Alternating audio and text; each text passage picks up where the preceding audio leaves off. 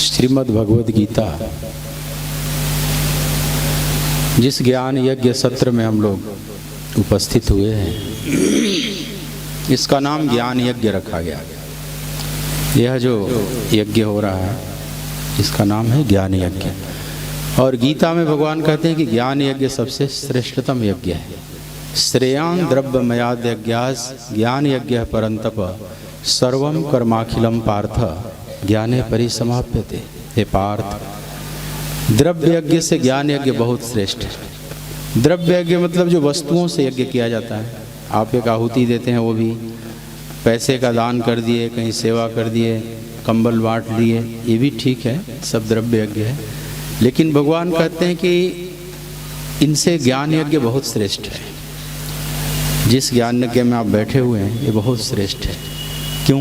क्योंकि सर्वम कर्माखिलम पार्थ, हे पार्थ, जितने हमारे अखिलम कर्म है, मैंने समस्त कर्म है, संचित प्रारब्ध क्रियमाण ज्ञाने परिसमाप्यते, ज्ञान रूपी अग्नि में ही सब जलते हैं। ज्ञानाग्नि दग्ध कर्माणम। तो यह ज्ञान यज्ञ है जहाँ ज्ञान विज्ञान की चर्चा होती है। हम कैसे प्रभु की तरफ बढ़ें, कैसे प्रभु हमारे हृदय में प्रकाशित हों, इसकी बात की जाती है। इससे बड़ा और कोई यज्ञ नहीं हो सकता। तो आप अपने को बहुत परम सौभाग्यशाली समझें कि आप इस यज्ञ में भाग लिए हैं। अब इससे बड़ा कोई यज्ञ नहीं होता है, तो गीता ही प्रमाण है। चौथे अध्याय में भगवान विस्तार से अनेक यज्ञों की बात करते हैं और कहते हैं कि ज्ञान यज्ञ सबसे श्रेष्ठ है।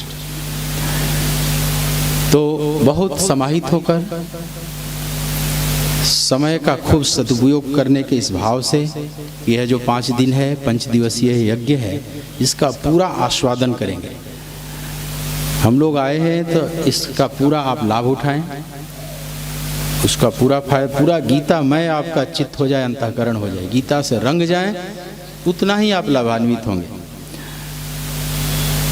अब कक्षा में विद्यार्थी सभी बैठे हैं, सभी एक ही जैसे सुन रहे हैं, शिक्षक एक ही बात बोल रहे हैं सबके लिए, पर सब एक जैसे नहीं लाभान्वित होते। उसका कारण है कि सब उतने समाहित होकर नहीं सुनते।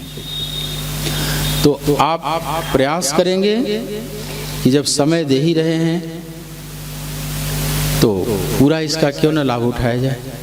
तो आप ये भी समझ कर बैठे, एक तो ज्ञान यज्ञ में बैठा हूँ, दूसरी बात कि श्रीमद् भगवद गीता ज्ञान यज्ञ। अब भगवद गीता से बड़ा ग्रंथ इस धरती पर नहीं है, इससे बड़ा ग्रंथ इस धरती पर नहीं है। क्या प्रमाण है? तो प्रमाण ऋषि मुनि हैं, श्रेष्ठतम ऋषियों ने जो इसकी महिमा गाई है। हमें न भी समझ में आए कि गीता क्यों महान है, हमारे आपको न भी समझ में आए। हम तो सुनी सुनाई बातें मान लो बचपन से सुने होगी, गीता बहुत बड़ी चीज़ है, तो आपने अपने भाव पाल लिया है गीता के प्रति। लेकिन गीता की महानता श्रेष्ठ जनों ने गाया है। कवि विरीडितम, श्रेष्ठ मनीषी जब उसकी बात गाते हैं तो कुछ बात है। जिस फूल पर भंवरे मंडरा रहे हैं चारों तरफ से, मधुमक्खी वहाँ बनबना रही है चारों तरफ से, इसका मतलब उसमें कुछ पराग है। प्लास्टिक के फूल में बिना पराग वाले फूल के चारों तरफ भंवरे और मधुमक्खी नहीं मंडरा सकते। तो बड़े बड़े उच्च मनीषी रूपी भ्रमर इसके चारों तरफ मंडरा रहे हैं। इस गीता को जो लिपिबद्ध किए उनका नाम था श्री कृष्ण द्वैपायन वेदव्यास, महर्षि व्यास, जिनको आप जानते हैं। महर्षि व्यास ने जितने ग्रंथों को लिखा, आज तक किसी ने उतना ग्रंथ नहीं लिखा धरती पर। तो इतने ग्रंथों के उस महासागर में गीता की जब स्तुति करते हैं महर्षि व्यास, तो लगता है कुछ ज्यादा ही स्तुति कर गए, लेकिन ज्यादा नहीं कर गए, वो ठीक कह रहे हैं। गीता सुगीता कर्तव्या किमन्ये शास्त्र विस्तरे या स्वयं पद्मनाभस्य मुख पद्माद्विनिश्रिता। गीता सुगीता, यह सुंदर गीत है, यह जीवन का सुंदरतम गीत है। इससे बड़ा गीत और कुछ नहीं हो सकता।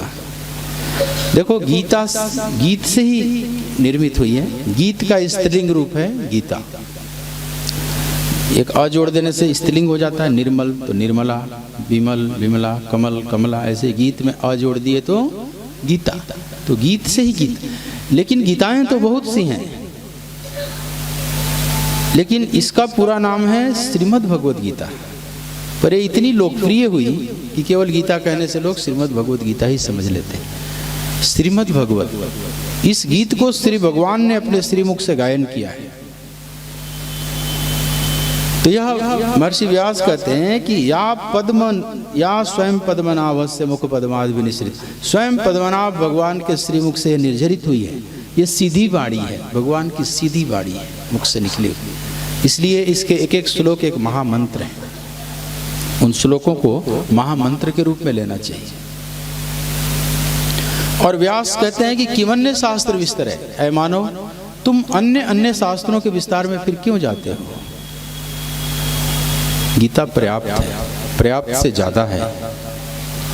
और आगे कहते हैं कि एकम शास्त्रम देवकी पुत्र गीतम, एको देवो देवकी पुत्र एव, एको मंत्रस तस्य नामानि यानि, कर्मापयकम तस्य देवस्य सेवा।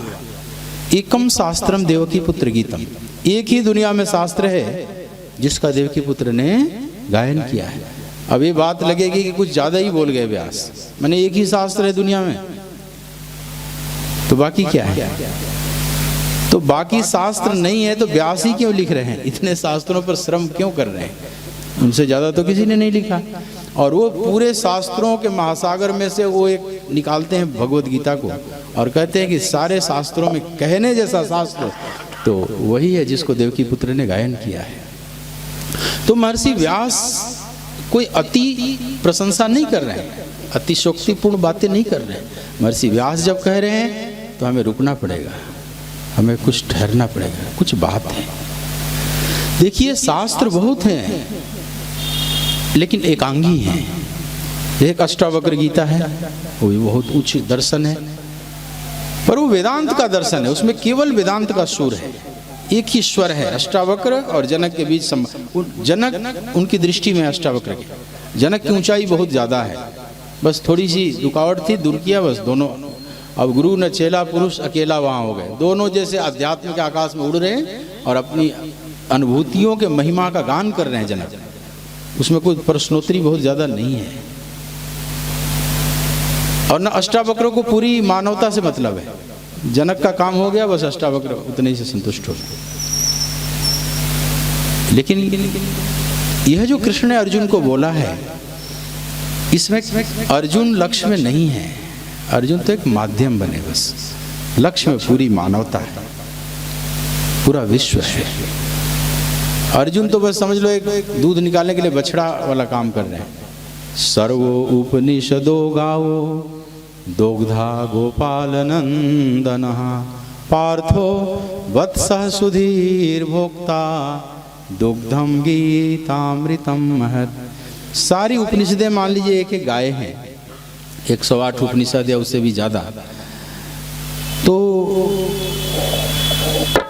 दूध निकालने वाला ग्वाला कौन है? तो स्वयं भगवान कृष्ण, गोपाल नंदन।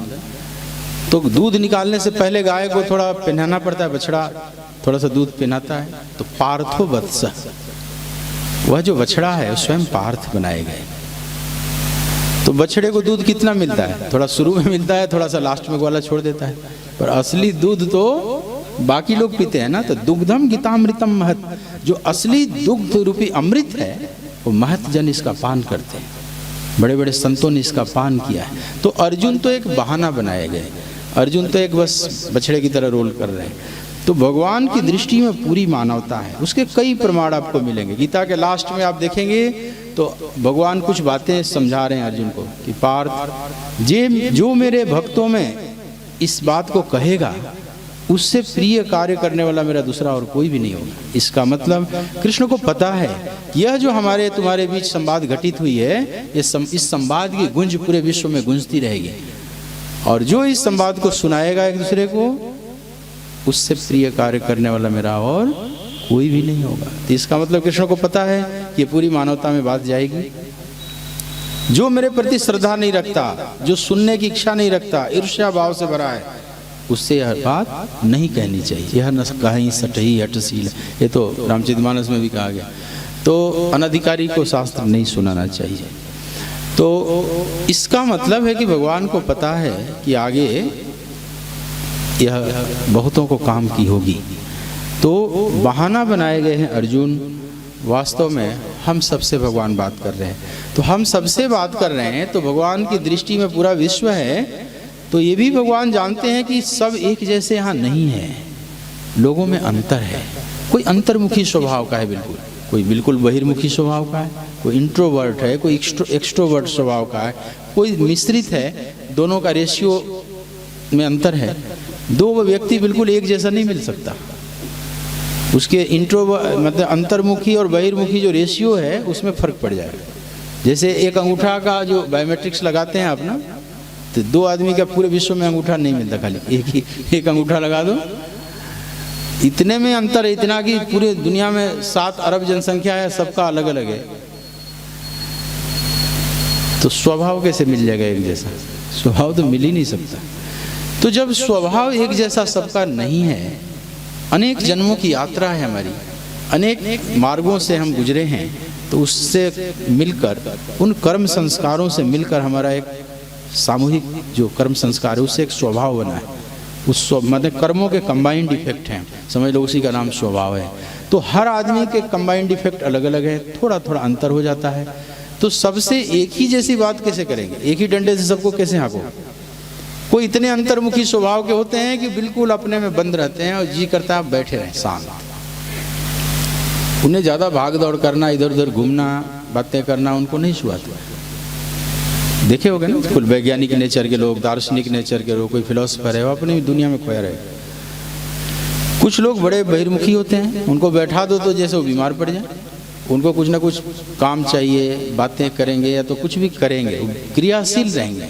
रजोगुण प्रधान है, उनमें रजोगुण उनको घुमा रहा है, इधर से स्थिर नहीं रहने देगा। तो अब वो भी अपने अपने ढंग के सब अच्छे हैं, पर उसके लिए अलग साधना होगी।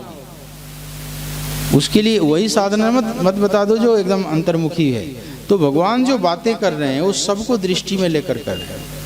जैसे अच्छा शिक्षक है, जो सामने जो प्रतिभावान बैठे हैं उससे भी बात कर रहा है, जो पीछे विद्यार्थी जो बैठे हैं उनसे भी बात करता है, उनको भी दृष्टि में लेकर बात करता है। सबके लिए कुछ न कुछ बातें वो बोलेगा, सूक्ष्म से लेकर और थोड़ा स्थूल बात तक। भगवत गीता का सौंदर्य ये है, इसमें महाकरुणा है, भगवान की अपार करुणा दिखाई पड़ रही है कि पूरी मानवता को देखकर और बात कर रहे हैं। इसलिए आप देखेंगे कि उच्च वेदांत की बातें तो की ही गई हैं, जो कही जा सकती है भगवान ने सब कह दिया, एकदम अद्वैत वेदांत के क्लाइमेक्स तक की बातें कर दिया।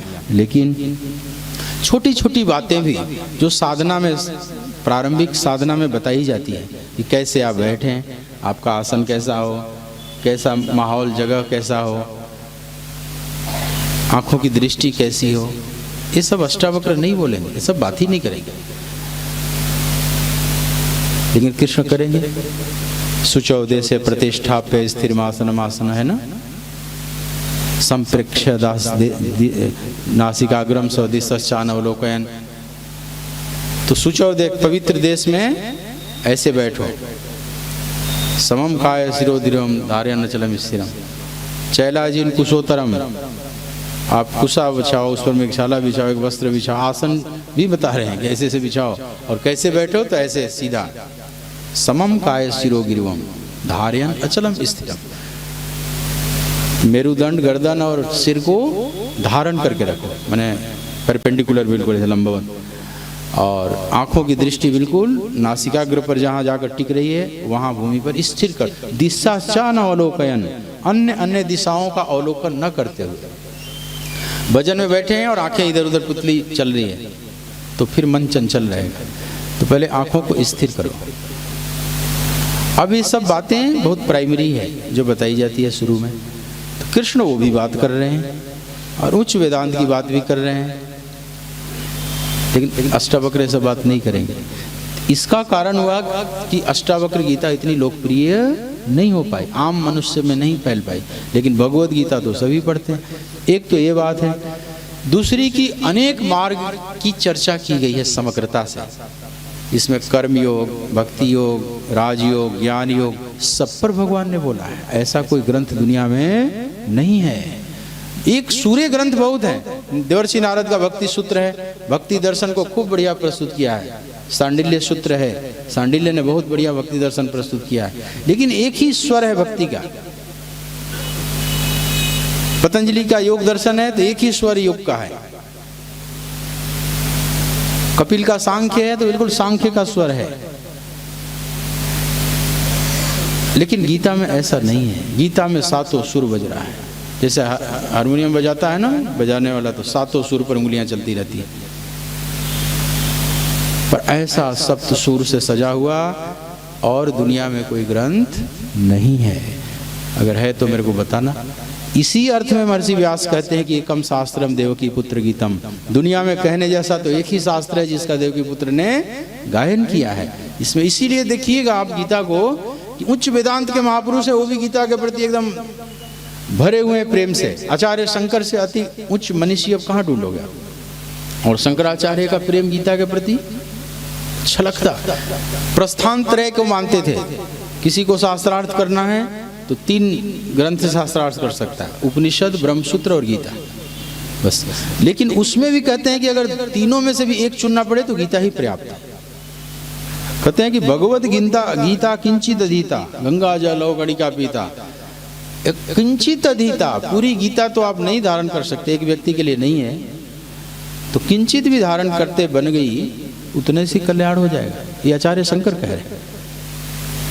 इसलिए अय मानव उस गीता को जानो। अपने भज गोविंदम में कहते हैं ना, गोविंदम भज मूढ़ मते। शंकराचार्य जब ये लिखे हैं लगभग 18 साल के थे। एक 80 साल के वृद्ध को देखे काशी में और उनका हृदय हाय हाय करने लगे। व्याकरण पढ़ रहे थे वृद्ध, डुक्रिया धातु याद कर रहे थे। वहीं पर एक छंद निकल पड़ा कि भज गोविंदम गोविंदम भज मूढ़मते संप्राप्ते सन्निहिते काले नहीं रक्षति डुक्रीन करने। जब अंतिम समय आएगा तो डुक्रियां धातु नहीं रक्षा करने आएगी। अब देखो 18 साल का बालक 80 साल के वृद्ध से ऐसा मूढ़मते कह सकता है? बड़ी कठोर भाषा है। लेकिन यहाँ ज्ञान वृद्ध को ही वृद्ध कहा जाता है, आयु वृद्ध से कोई मतलब नहीं। तो शंकर कह सकते हैं। उनके शिष्य जितने थे उनसे बड़े थे आयु में, सब। मंडन मिश्र तो बहुत 70 साल के थे। तो ज्ञान वृद्ध का यहाँ सम्मान है, इसलिए वो मूढ़ मते तो करुणावश कह रहे हैं ना।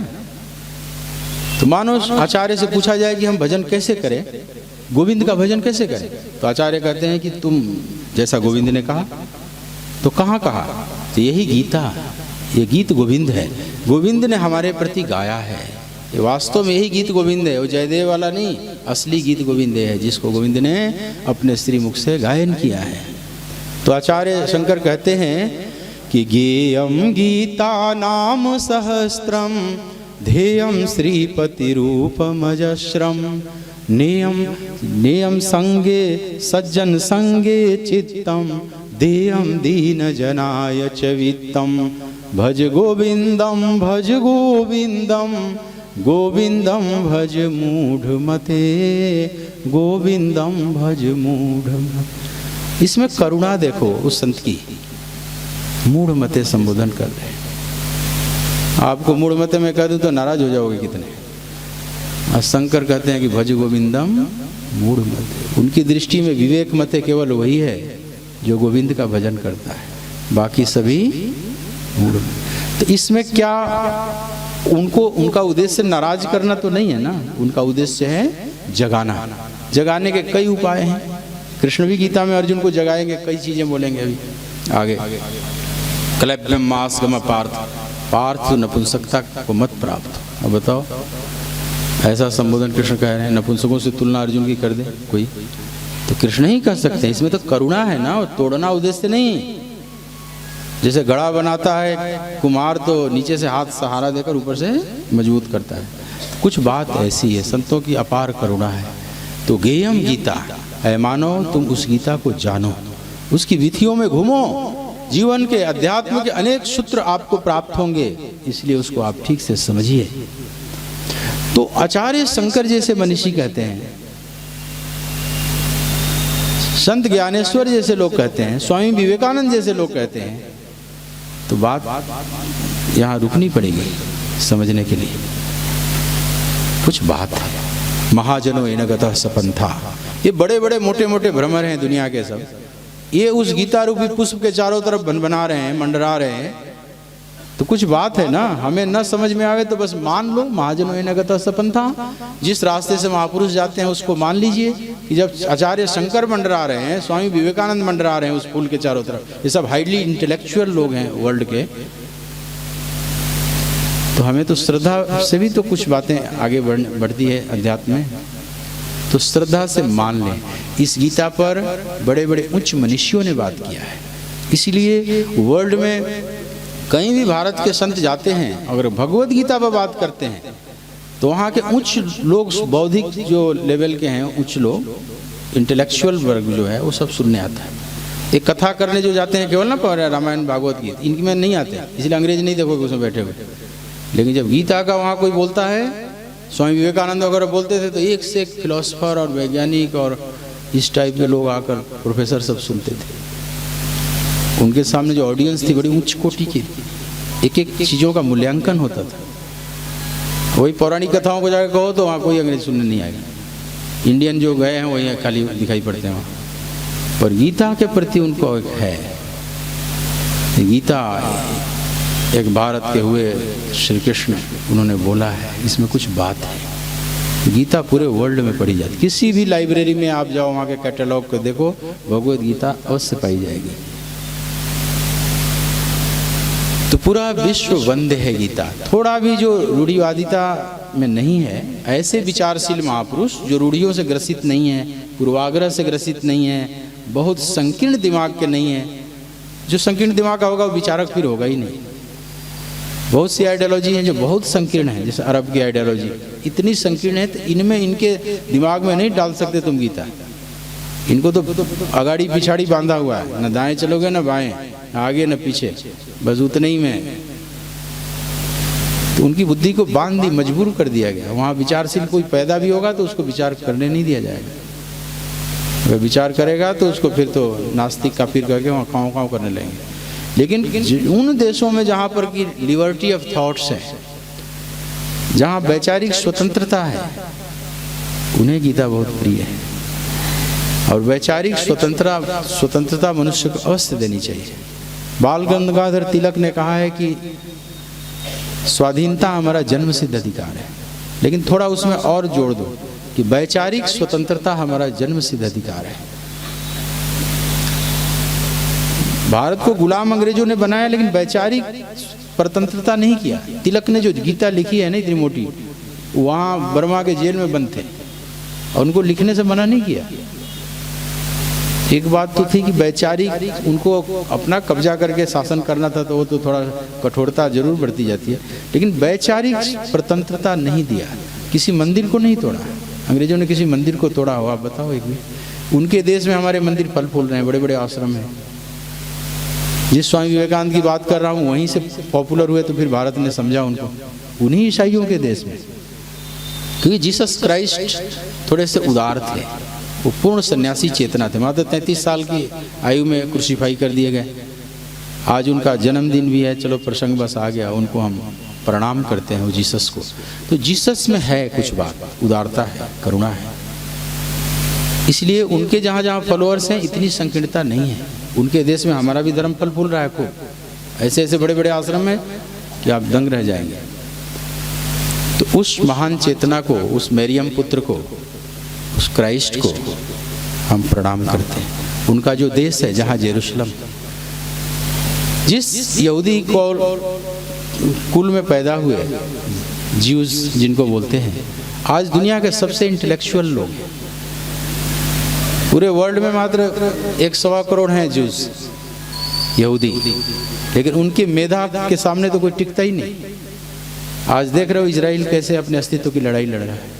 छोटा सा देश, तुम्हारे एक जिले के बराबर है। यूपी का एक जो जिला है ना, डिस्ट्रिक्ट, उतना ही बड़ा है। और उसकी शक्ति और उसकी मेधा को देखो, जितना इंटरनेट कुछ चला रहे हो सब उनके कब्जे में। एक से एक प्रतिभावान पैदा किया है। उसी में जीसस का जन्म होता है, उसी जेरूशलम में, उसी इजराइल में। लेकिन आज इजराइल ऐसे घिरा हुआ है खून के रक्त के प्यासे हुए उन विधर्मियों से कि अपनी रक्षा कैसे कर रहा हो तो वही जानता है। जैसे कि दांतों के बीच में जीभ अपनी रक्षा कर रही है ना, जैसे विभीषण ने कहा, कुछ ऐसी स्थिति है। बड़ी कारुणिक है उनकी दशा, पर उनकी मेधा, उनकी प्रतिभा, उसको हम नमन करते हैं। पर उन्होंने संकीर्णता नहीं दिया, उदार उपनिषद नहीं आ सकता, इसलिए घरों में उपनिषद की चर्चा नहीं होती, क्योंकि थोड़ा कठिन पड़ता है। किसी के घर में उपनिषद पर वार्ता होती है? इतने बैठे हुए क्यों नहीं होती? क्योंकि थोड़ा सा उच्च लेवल का है। तो जैसे वाटिका का फूल आपके घर में नहीं आता, लेकिन वही उसको माली बुक्के बना देता है, अनेक अच्छे अच्छे फूल तैयार करके एक गुलदस्ता बनाता है, तो वो तो आपके अपने घर में लाकर ड्राइंग रूम में सजा देते हो ना, बुके एक दूसरे को प्रेजेंट करते हो, गिफ्ट करते हो।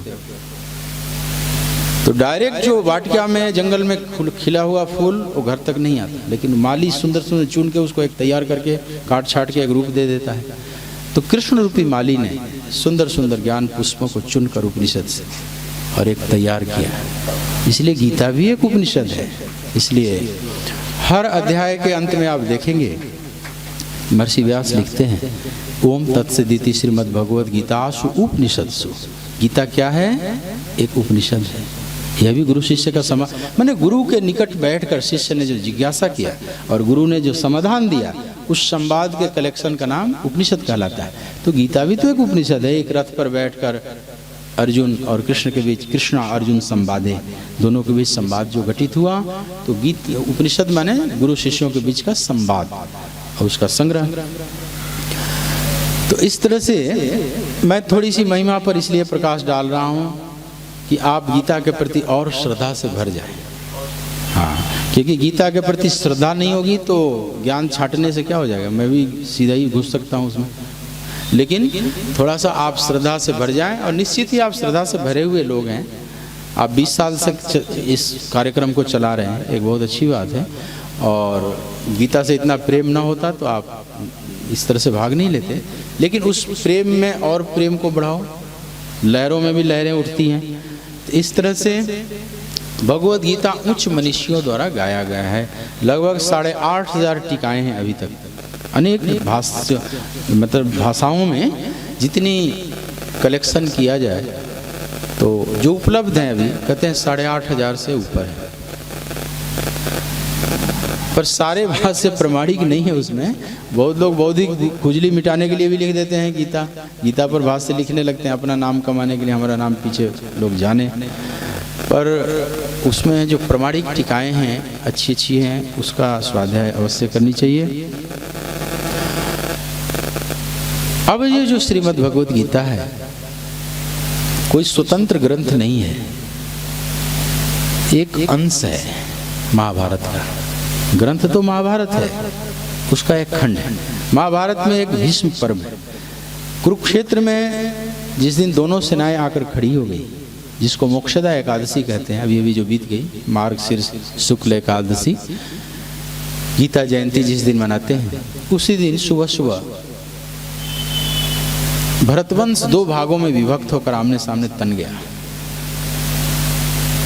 कौरवों की तरफ से 11 अक्षौणी सेना है, जिसके सेनापति गंगापुत्र भीष्म है, और पांडवों की तरफ से मात्र 7 अक्षौणी सेना इकट्ठी हुई, जिसके सेनापति द्रुपद के पुत्र धृष्टद्युम्न है।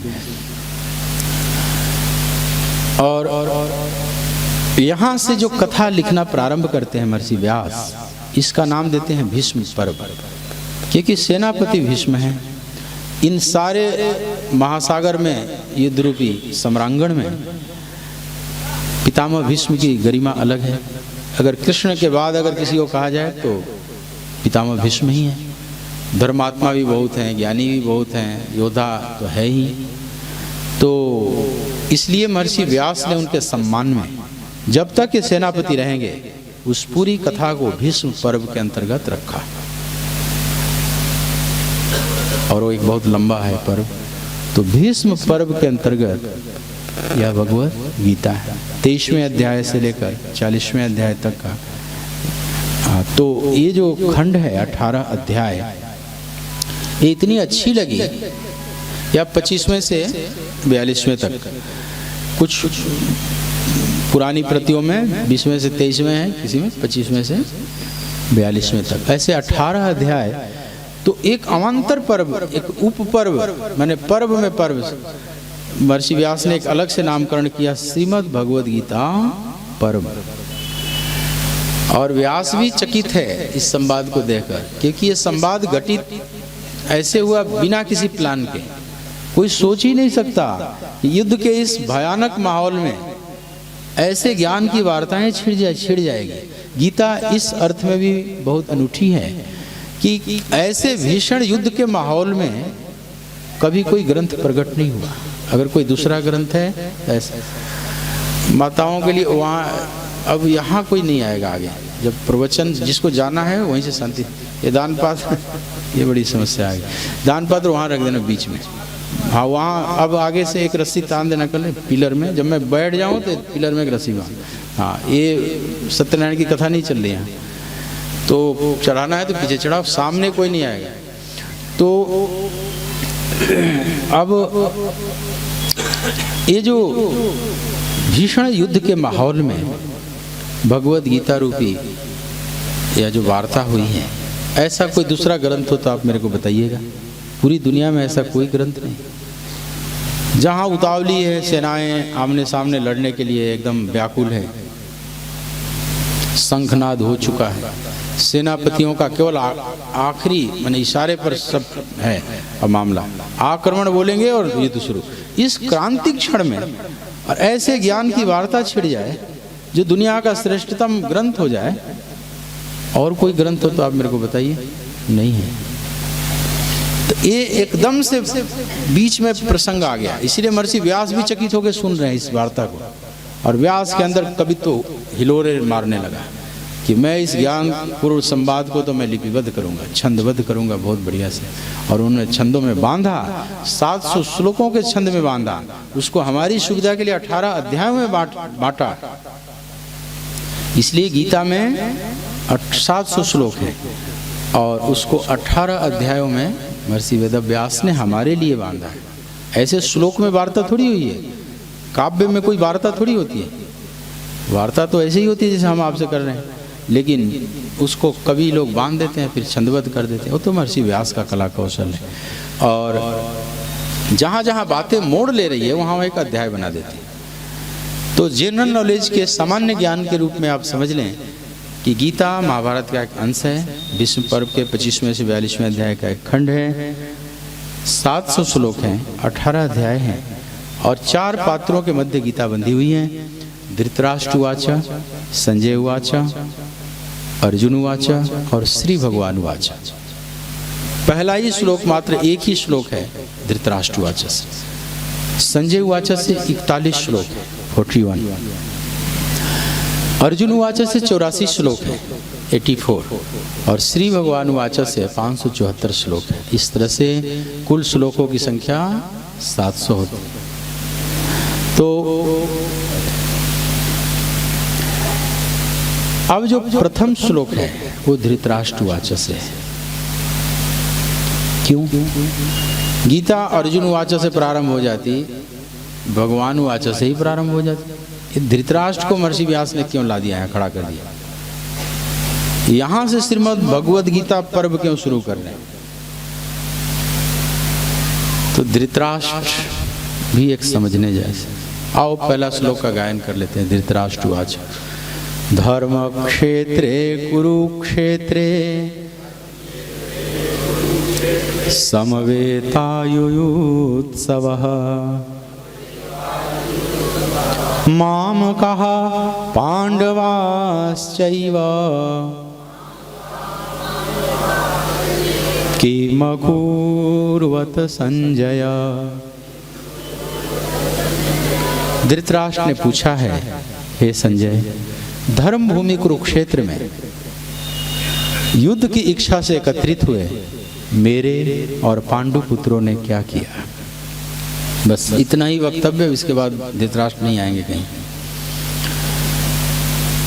महर्षि व्यास धृतराष्ट्र से क्यों प्रारंभ कर रहे हैं? थोड़ी सी बात यहां समझ लें। 2-3 बातें हैं इसमें। एक तो धृतराष्ट्र अंधे हैं। इस अंधे पात्र से गीता प्रारंभ हो रही है।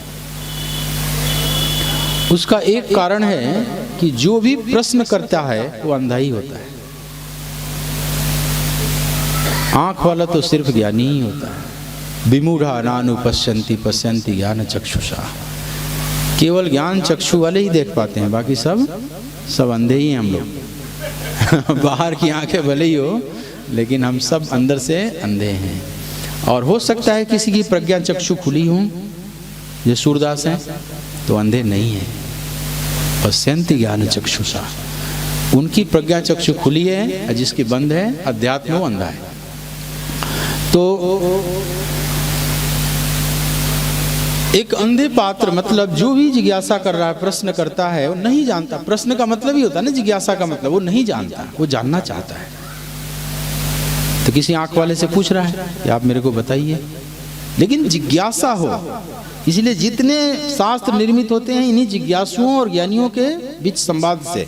आप कोई भी देखेंगे शास्त्र, प्रश्न होते हैं। आप रामचरितमानस पढ़ते हैं तो उसमें भरद्वाज जी पूछ रहे हैं याज्ञवल्क्य से, नाथ एक संशय मन मोरे। क्योंकि जो जिज्ञासु होगा उसमें संशय होगा, वो नहीं जानता, तभी तो जानना चाहता है। करगत वेद तत्व सब तोरे, हे महर्षि याज्ञवल्क्य, आपके हाथ पर हस्तामलकवत है पूरा विश्व, पूरा शास्त्र, तो ये उस मेरे संशय को दूर कीजिए। यहाँ भरद्वाज अंधे हैं, या अंधे होने का नाटक कर रहे हैं, समझ लो। तो और ऐसे ही पार्वती पूछ रही है शिव से, अजहूं एक संशय मन मोरे, करहूं कृपा बिनवऊं कर जोरे। अजहूं मैंने वो जो सती रूप में पिछले जन्म में जो हो गया था संशय है कि राम है, ये जो पूछत फिरहूं लता तरु पाती, ये कोई भगवान हो सकते हैं? और आप कह रहे हैं कि सच्चिदानंद है, पर संशय अभी भी बना ही हुआ है। शरीर जल जाने से थोड़ी संशय जल जाता है। शरीर जला है ना सती का, संशय तो जन्म जन्म पीछा करेगा, वो नहीं जाता। इस बाहर के शरीर से स्थूल शरीर चाहे कितना भी जला लो, कितना भी कोई आत्महत्या कर ले, सुसाइड कर ले, उससे उसके कर्म संस्कार नहीं जलते। इवन और एक कर्म संस्कार का बंधन ही तैयार हो जाता है सुसाइड करने का। इसलिए कोई मरना चाहता है तो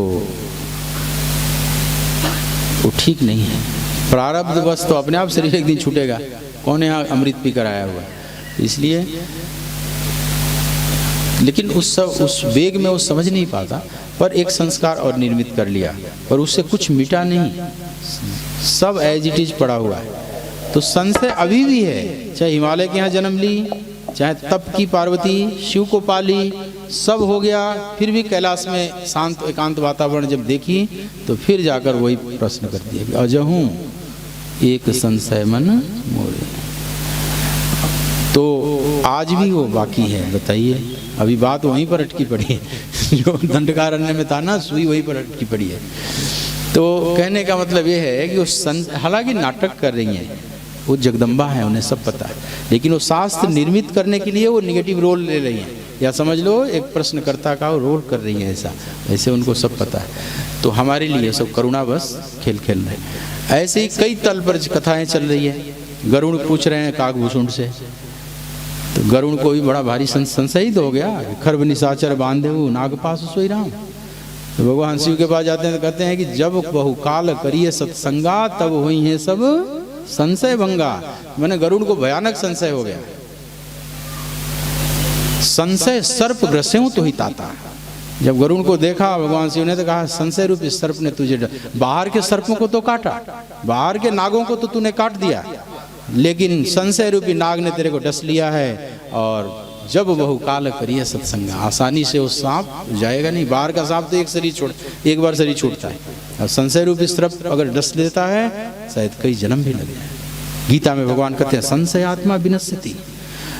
पर यहाँ जिज्ञासा की बात हो रही है, मुमुक्षा की बात हो रही है। मुमुक्षु होना अच्छी बात है, मतलब हम जानना चाहते हैं, तत्व से जानना चाहते हैं। तो उस जिज्ञासुओं को, मुमुक्षुओं को पाकर बड़े आनंदित होते हैं ज्ञानी महापुरुष। चतुर्विधा भजन्ते माम है ना, अर्थार्थी, आर्थ, जिज्ञासु और ज्ञानी। तो उसमें जो जिज्ञासु हैं, तो अंधा पात्र से भगवत गीता प्रारंभ कराने का एक कारण है महर्षि व्यास का कि प्रश्नकर्ता अंधा ही होता है। एक तो इसका जो सांकेतिक अर्थ है, और कुछ इसका स्थूल अर्थ भी है कि अंधे हो जाने से मन की वासनाएं, कामनाएं नहीं मिट जाती। धृतराष्ट्र अंधा जरूर है, लेकिन इतना मोह है उसमें उतना तो आँख वालों में भी नहीं है। पुत्र मोह, सिंहासन का मोह, महत्वाकांक्षा सब से भरा हुआ है। तो कोई आँख फोड़ ले, सोचे कि आँखों का ही दोष है, यही मन में विकार उत्पन्न करते हैं, तो आप गलत हैं। तो फिर सारे सूरदास संत हो जाते, लेकिन सारे सूरदास कहाँ संत होते हैं? सूरों का अहंकार भी सिर पर नाचते रहता है, क्योंकि सूरदासों की मेमोरी तेज हो जाती है। अब मेमोरी तेज होने का उसी को ज्ञान मान लेते हैं। वो शास्त्र, तुम्हें भगवत गीता याद करने में नानी याद आ जाती है 4 श्लोक याद करने में, और अंधे 2-3 बार सुन ले तो ऐसे ही सटासट बोलना शुरू कर देगा। और आप जहाँ गलत पढ़ोगे तो टोक भी देगा, अशुद्ध बोल रहा है।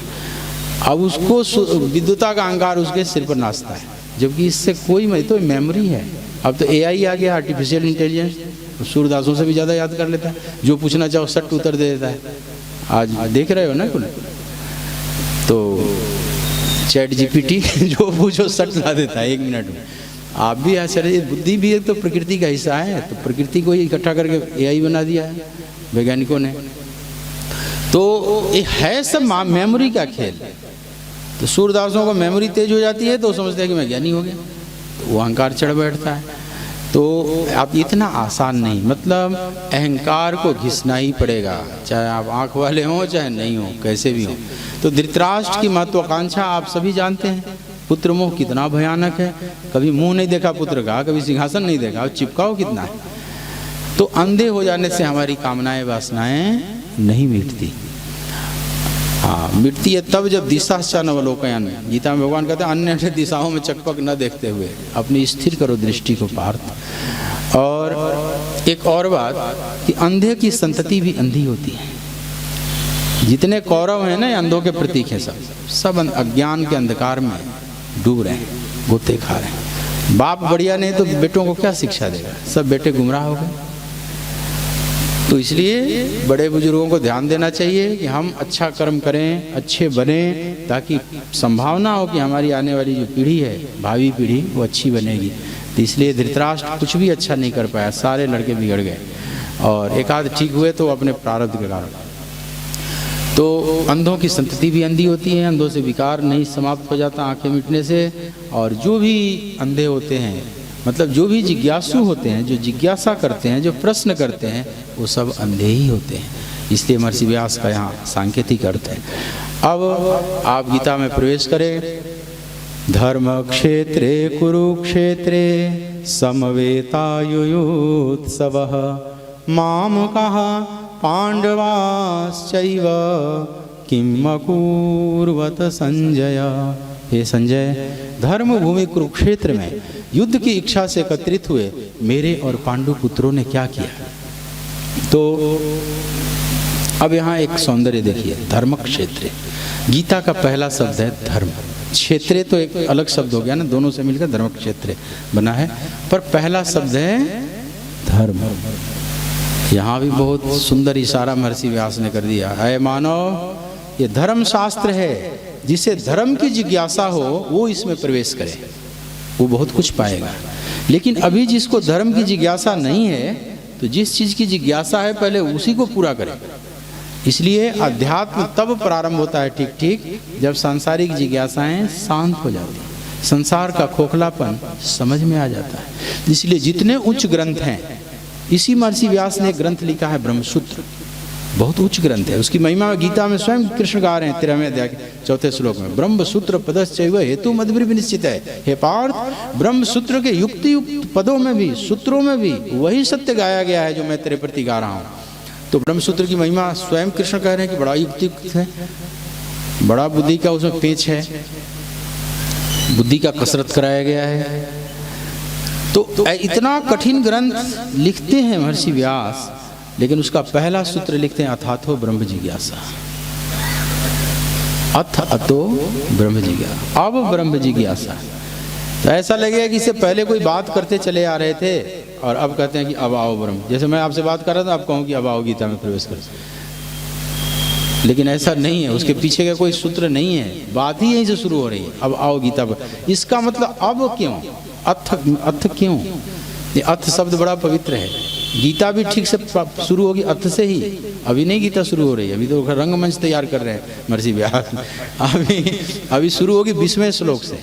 20वें श्लोक में आएगा अथ व्यवस्थितान् दृष्ट्वा धार्तराष्ट्रान् कपिध्वजः प्रवृते शस्त्र संपाते धनुरुद्यम्य पांडव अथ व्यवस्थितान।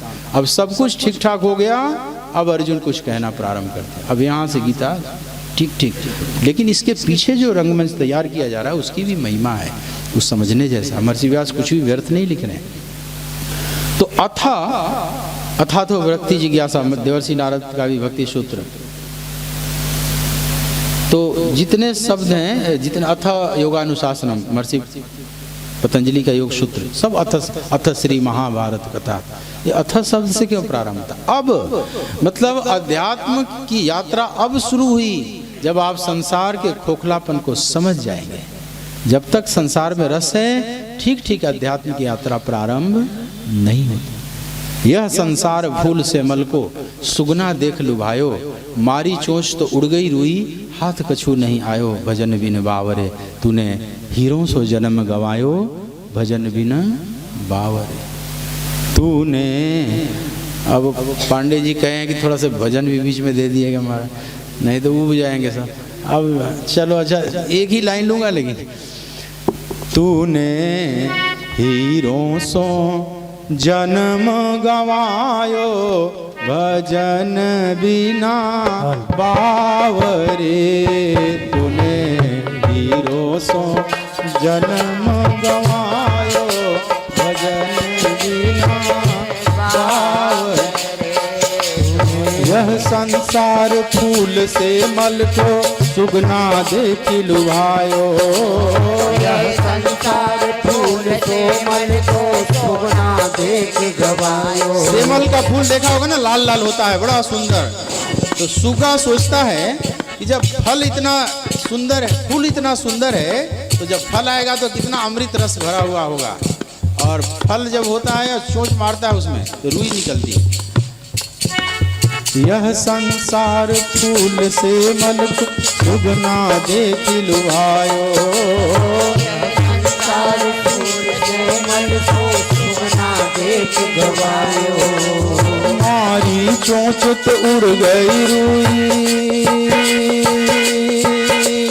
मारी चोंच उड़ गई रुई, हाथ कछू नहीं आयो, भजन बिना बावरे, तूने हीरों सो जन्म गवायो, भजन बावरे, तूने हीरों सो जन्म गवायो, भजन बिना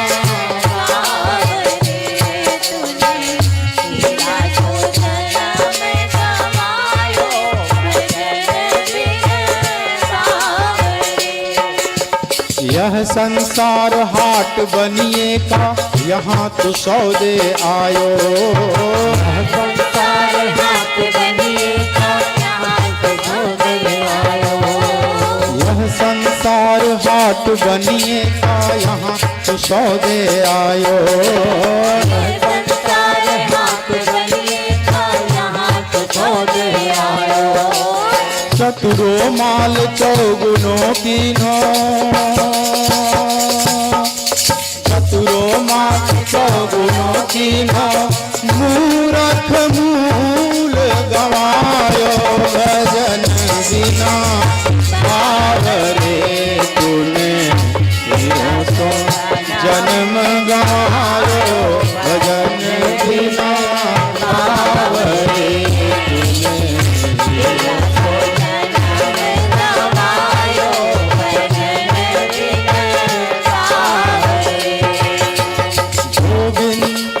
गोविंद बोलो हरि गोपाल बोलो, गोविंद बोलो हरि गोपाल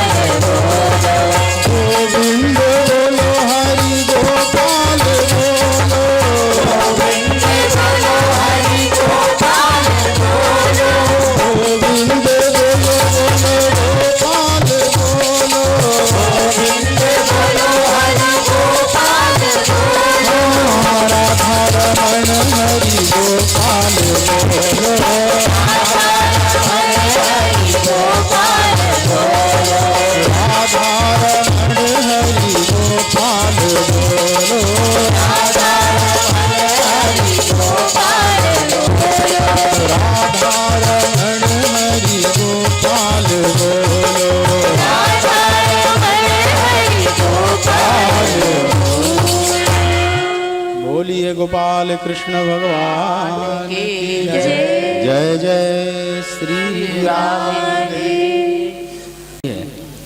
गोविंद ने उनका जो विग्रह बनता है हमेशा नाचता हुआ, नटवर बपू। कृष्ण का विग्रह कभी सीधा नहीं बनता, वो बड़ा फीका लगेगा। तो नटवर बपू, वराह पीडम नटवर बपू कर्णयो कर्णिकारम, है ना। तो नटवर माने, नट माने नाचने वाला, वर माने श्रेष्ठ, जो श्रेष्ठतम नृत्यकार है।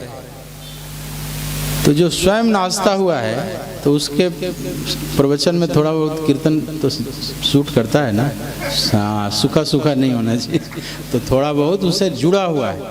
तो इसलिए थोड़ा बहुत, हाँ, पर ज़्यादा हम लोग नहीं समय देते, क्योंकि फिर हमें जी करता है आपसे बहुत कुछ बातें करूं, कुछ ऐसी बातें बताऊं जहां आपकी दृष्टि शायद कम गई हो। तो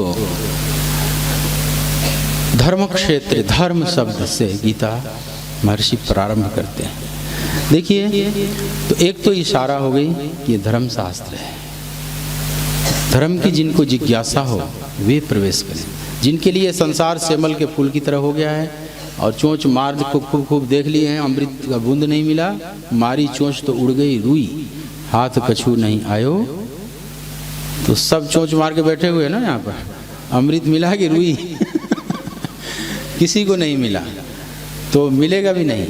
तो लेकिन जिसको तो ये, लेकिन अभी इसमें सब जगते नहीं, वो सोचते हैं कि ये फूल शायद गड़बड़ था, थोड़ा दूसरा फूल मिल जाए, शायद उसमें अमृत भरा हुआ। यहाँ दिक्कत है, आशाएं खिसक जाती हैं दूसरी जगह। लेकिन आप ये जब जिस दिन समझ लेंगे अनुभव से कि सारे फूल में रुई ही बनती है, किसी में अमृत रस नहीं भरा हुआ है। लेकिन आप सोचते हो कि हमारे हाथ में जो फूल लग गया इसमें रुई है, बाकियों में नहीं है। यहाँ भूल हो रही है। किसी भी विषय रस में अमृत रस नहीं है। अमृत रस तो अध्यात्म है। संसार के जो नश्वर भोग है वो अमृत कहाँ से दे सकते हैं? स्वयं नश्वर है, उससे हम अमृतत्व की शाश्वत रस की आशा कैसे कर सकते हैं? अगर हम कर रहे हैं तो हमारी ना समझी, जो हम नश्वर में शाश्वत ढूंढ रहे हैं। तो ये बात अनुभव से जिस दिन समझ में आ जाए, सत्संग से कितना भी बोला जाए, ऋषि मुनि कहे चले जा रहे हैं, लेकिन उससे बात बनती नहीं। निज अनुभव ही काम आता है, चाहे संसार में हो चाहे अध्यात्म में हो। निज अनुभव अब कहूँ खगेशा, बिनु हरि भजन न। वो भी 1000 जन्म पटकनी खाए काकभूषण, तब उनको समझ में आया। उनको भी इतनी जल्दी नहीं समझ में आ गया।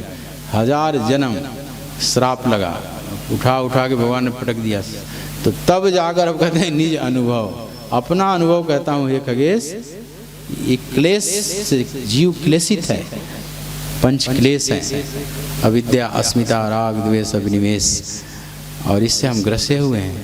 पर बिना भजन के सब क्लेश मिटते नहीं, ये बात सत्य है। तो संसार की व्यर्थता जिस दिन समझ में आ जाए, तभी अध्यात्म की ठीक ठीक यात्रा प्रारंभ होती है। लेकिन माया का इतना दबाव है हम सब पर, और ये दबाव इसलिए है कि उन्हीं ने बना रखा है। मम माया दुरत्तया, ये गीता में स्वयं कहते हैं, मेरी माया बड़ी दुस्तर है। तो इस दुस्तर माया को तव माया बस जीव जड़ा, काकभूषण को भी श्राप लगा, लेकिन उन्हीं के गुरु ने भगवान से, महाकाल से कहा, तव माया बस जीव जड़ा, संतत फिरहि भूलान, तेहि पर क्रोध न करिय प्रभु, कृपा सिंधु भगवान। तव माया बस जीव जड़, भगवान की ही माया है, उन्होंने बड़ी शक्ति दे रखा है। तो माया से मुक्त होना होगा तो मायापति की शरण में जाना होगा, और कोई उपाय नहीं। तो हम संसार के व्यर्थता को अभी नहीं समझ पाते, समझ के भी नहीं समझ पाते, फिर आशाएं खिसक जाती हैं। लेकिन जिस दिन ये समझ आ जाए, तो ये जो उच्च ग्रंथ हैं, कहते हैं कि अब तुम्हारे लिए अथात हो ब्रह्म जिज्ञासा। तो अब यहाँ से धर्म शब्द से गीता प्रारंभ होती है कि जिसको धर्म की जिज्ञासा हो इसमें प्रवेश करें। एक बात। दूसरी कि जो अच्छे ग्रंथ होते हैं जहाँ से प्रारंभ किए जाते हैं लगभग वहीं आकर फिर पूरे कर दिए जाते हैं। जहाँ से उपक्रम होता है वही उपसंहार होता है। अच्छे वक्ता जहाँ से अपनी बात शुरू करते हैं लाके अंत में वहीं पर पूरा कर देंगे, एक सर्कल पूरा कर देते हैं। तो गीता की सर्कल कैसे पूरा हो रहा है? उपक्रम तो धर्म है, तो उपसंहार कहाँ है धर्म? तो अब अंतिम श्लोक में जाना पड़ेगा हमें। संजय उवाच से अंतिम श्लोक है, यत्र योगेश्वरः कृष्णो यत्र पार्थो धनुर्धरः तत्र श्री विजयो भूतिर् ध्रुवा नीतिर्मतिर्मम। संजय कहते हैं, अपना निष्कर्ष दे रहे हैं संजय। ये संजय भी बड़ी एक विचारणीय चीज। लास्ट हो रहा है संजय से 5 श्लोक लगभग। जहाँ हे राजन, जहाँ योगेश्वर कृष्ण हैं, गांडीवधारी अर्जुन हैं, वहीं श्री है, विभूति है, अचल नीति है, सब है। तो लेकिन मतिर ममा, ये मेरा मत है। अपना कंक्लूजन दे रहे हैं। संजय की भी हिम्मत है। देखो, एक सारथी थे संजय, और राजा को अपना मत सुना दिया बिना पूछे, और भी मत उसके विपरीत। आप अधर्म के रास्ते पकड़े, इशारा तो कर ही दिया ना। धर्म तो वहाँ तत्र श्री विजय भूति ध्रुवा नीतिर मतिर। तो मतिर ममत तो चलो ये बात, लेकिन अंतिम शब्द है ध्रुवा नीतिर। ध्रुवा नीतिर माने अचल नीति है। अचल नीति को ही धर्म कहा जाता है। जितने दुनिया में नीतियाँ बनाई जाती हैं वो सब सचल है, उसमें परिवर्तन होता है देश काल के अनुसार। उसमें संशोधन, संविधान में भी संशोधन होता है। अपना जो कॉन्स्टिट्यूशन है लगभग 100 से ज़्यादा बार इसमें संशोधन हो चुका है। तो समय समय पर उसमें संशोधन किया जाता है, बहुत सी चीज़ें परिवर्तित हो जाती है। तो ये अचल नीति नहीं है, ये सचल नीति है। फिर एक देश के बाद दूसरी बॉर्डर पार कर जाओ तो वहाँ के नियम अलग हो जाता है, सब बदल जाता है। बहुत सी चीज़ें बदल। तुम्हारे भारत में पाकिस्तान है, कितना अंतर है वहाँ के नियम। किसी देश में आप यहाँ बाएं से गाड़ी चलाते हो, अमेरिका में जाओगे दाएं से गाड़ी चलाया जाता है। अब जहाँ का नियम जिसने बना रखा है वहाँ वैसे सुविधा पड़ती है लोगों को। वहाँ सब गाड़ी का उल्टा सब स्टीयरिंग हो जाएगा। तो जिस नियम जिसने जो बना रखा है उसी हिसाब से चलना पड़ता है। पर ये परिवर्तनशील है। हो सकता है वहाँ भी किसी दिन नियम बना दिया जाए कि नहीं अब हम बाएं से ही चलेंगे। ये अचल नीति नहीं है। मनुष्य द्वारा बनाया हुआ जो भी संविधान है सब सचल है। तो यहाँ कहते हैं ध्रुवा नीति, अचल नीति। तो अचल नीति क्या है? भगवान का बनाया हुआ नियम, द शाश्वत नियम, the eternal law, the cosmic law. जो भगवान का जो बनाया हुआ नियम है वो देश काल से प्रभावित नहीं होता, वो देश काल से परे है। वो सतयुग में भी लागू होगा, द्वापर त्रेता कलयुग में भी वो बात लागू होगा, और वो भारत में भी लागू होगा, अमेरिका में भी लागू होगा, और पृथ्वी के बाहर भी मंगल ग्रह या किसी ग्रह पर चले जाओ वहाँ भी लागू होगा। तो गीता में जो बात की गई है वो देश काल रहित बात की गई है, शाश्वत की भाषा में। इसलिए पूरी भगवत गीता में आप सतयुग त्रेता द्वापर कलयुग कहीं नहीं दिखा सकते। पूरी गीता में देखो कहीं है ये सब पौराणिक ग्रंथों में दिन भर सतयुग त्रेता कुल होते रहता है। अब पूरी गीता में शब्द ही नहीं चारों, क्योंकि बियॉन्ड टाइम, समय से बाहर से बात की गई है। चाहे सतयुगीन हो चाहे कलयुगीन हो, सब युगीन पर ये बात लागू होती है। ये शाश्वत की भाषा में कृष्ण ने बात किया। ऐसे ही किसी स्थान विशेष सापेक्ष भी बात नहीं की गई। दुनिया अथवा वो विश्व में, ब्रह्मांड में कहीं भी कोई जीव जगत है और होगा तो सब पर यह बात लागू होती है समान रूप से। एक तो ये समझ लेना कि ये जो शाश्वत की भाषा में बात की गई है, और जो शाश्वत नियम है, शाश्वत से जो शाश्वत नियम निकलता है उसी को धर्म कहा जाता है। जो उसको धारण करते हैं वे धार्मिक हैं, जो उसके विपरीत चलते हैं वो अधार्मिक कहलाते हैं। तो भगवान का बनाया हुआ नियम, उसको फॉलो करो, उसके साथ आप बहेंगे तो आप भगवान की तरफ जाएंगे। जैसे नदी गंगा बह रही है और गंगा के प्रवाह में आप अपने को छोड़ देंगे तो गंगा अपने आप सागर में ले जाकर छोड़ देगी। ऐसे ही धर्म के प्रवाह में हम अपने को छोड़ दें तो अपने सच्चिदानंद रूपी सागर में ले जाकर वो धर्म छोड़ देगा। और जो विपरीत तैरेगा वो टूटेगा, थकेगा और सागर तक तो नहीं पहुंच पाएगा, अपने को बाधित कर देगा अपनी यात्रा। तो ऐसे ही धर्म एक प्रवाह है तो शाश्वत प्रवाह है जो भगवान द्वारा बनाया हुआ है, उसमें परिवर्तन नहीं होता। हाँ, जो लौकिक धर्म कुछ व्यवस्थाएं बना रखी उसमें थोड़ा थोड़ा परिवर्तन होता है। जो लोक धर्म है, एक लोक धर्म होता है, उसमें थोड़ा परिवर्तन होता है, लेकिन जो मूल परम धर्म है उसमें परिवर्तन नहीं होता। परम धर्म में पै दुही भाई। तुलसीदास जी कहते हैं ना कि जो गाय घास खाई, जप तप व्रत जम नियम अपारा, जे श्रुति का शुभ धर्म आचारा, सोई तृण हरित चरे जब गाई, भाव बक्ष शिशुपाई पहनाई। और है ना, नोई निवृत्ति पात्र विश्वासा, निर्मल मन अहिर निज दासा, और परम धर्म में पै दुही भाई। वो सारे गाय ने घास खाई, नाना प्रकार के जप तप व्रत जम नियम अपारा, सारे विभिन्न प्रकार के घास खाकर एक परम धर्म रूपी दूध बन गया। तो वो असली है, उसमें परिवर्तन नहीं होगा। तो उस बात धर्म की बात की जा रही है जो शाश्वत नियम है, भगवान का बनाया हुआ, उसी को ध्रुवा नीति लास्ट में संजय से बुलवा रहे हैं महर्षि व्यास। तो जो अचल नीति है हे राजन, उन्हीं के पास श्री है, विजय विभूति और ध्रुवा नीति माने अचल नीति माने धर्म है। आप अधर्म के रास्ते पर खड़े हैं। तो अब देखिए, पहला सब धर्म है और भगवान महर्षि व्यास ने वहां ले जाकर ध्रुवा नीति पर फिर से घुमाकर बात वहीं ला दी। तो जहां से उपक्रम है वहीं पर उपसंहार है। ये बात भी आप समझ लें। अब धर्म क्षेत्र कुरुक्षेत्र, धृतराष्ट्र कहते हैं कि धर्म भूमि कुरुक्षेत्र में, कुरुक्षेत्र धर्म भूमि कैसे हो गई? जहां हिंसा का तांडव हुआ, धरती का इतना बड़ा महायुद्ध हुआ, और उस भूमि को धर्म भूमि। एक तो बाहर से कह सकते हो कि धृतराष्ट्र के पूर्वज थे महाराज कुरु, इन्हीं के हस्तिनापुर में ही आता था कुरुक्षेत्र भी उस समय, और बड़े बड़े वहाँ धर्म के अनुष्ठान किए गए थे, यज्ञ इत्यादि किए गए थे, महाराज कुरु ने किया था, इसलिए उस क्षेत्र को कुरुक्षेत्र भी कहा गया। लेकिन इसका असली नाम है स्यमंत पंचक क्षेत्र, जहाँ ब्रह्म सरोवर है, वो पहले से है। सूर्यग्रहण वगैरह लगता है ना, तो वहाँ भगवान कृष्ण भी एक बार गए हैं, वहीं ब्रजवासी वहाँ मिले हैं जाकर। उसका असली नाम है स्यमंत पंचक क्षेत्र, जहाँ ब्रह्म सरोवर पहले से है, भारत का तीर्थ। लेकिन हस्तिनापुर के अंतर्गत वो आ गया, फिर वहाँ पर अनेक धार्मिक अनुष्ठान किया इनके पूर्वजों ने, इसलिए उसका नामकरण कर दिया कुरुक्षेत्र। लेकिन कुरुक्षेत्र से पहले उसका नाम स्यमंत पंचक क्षेत्र है।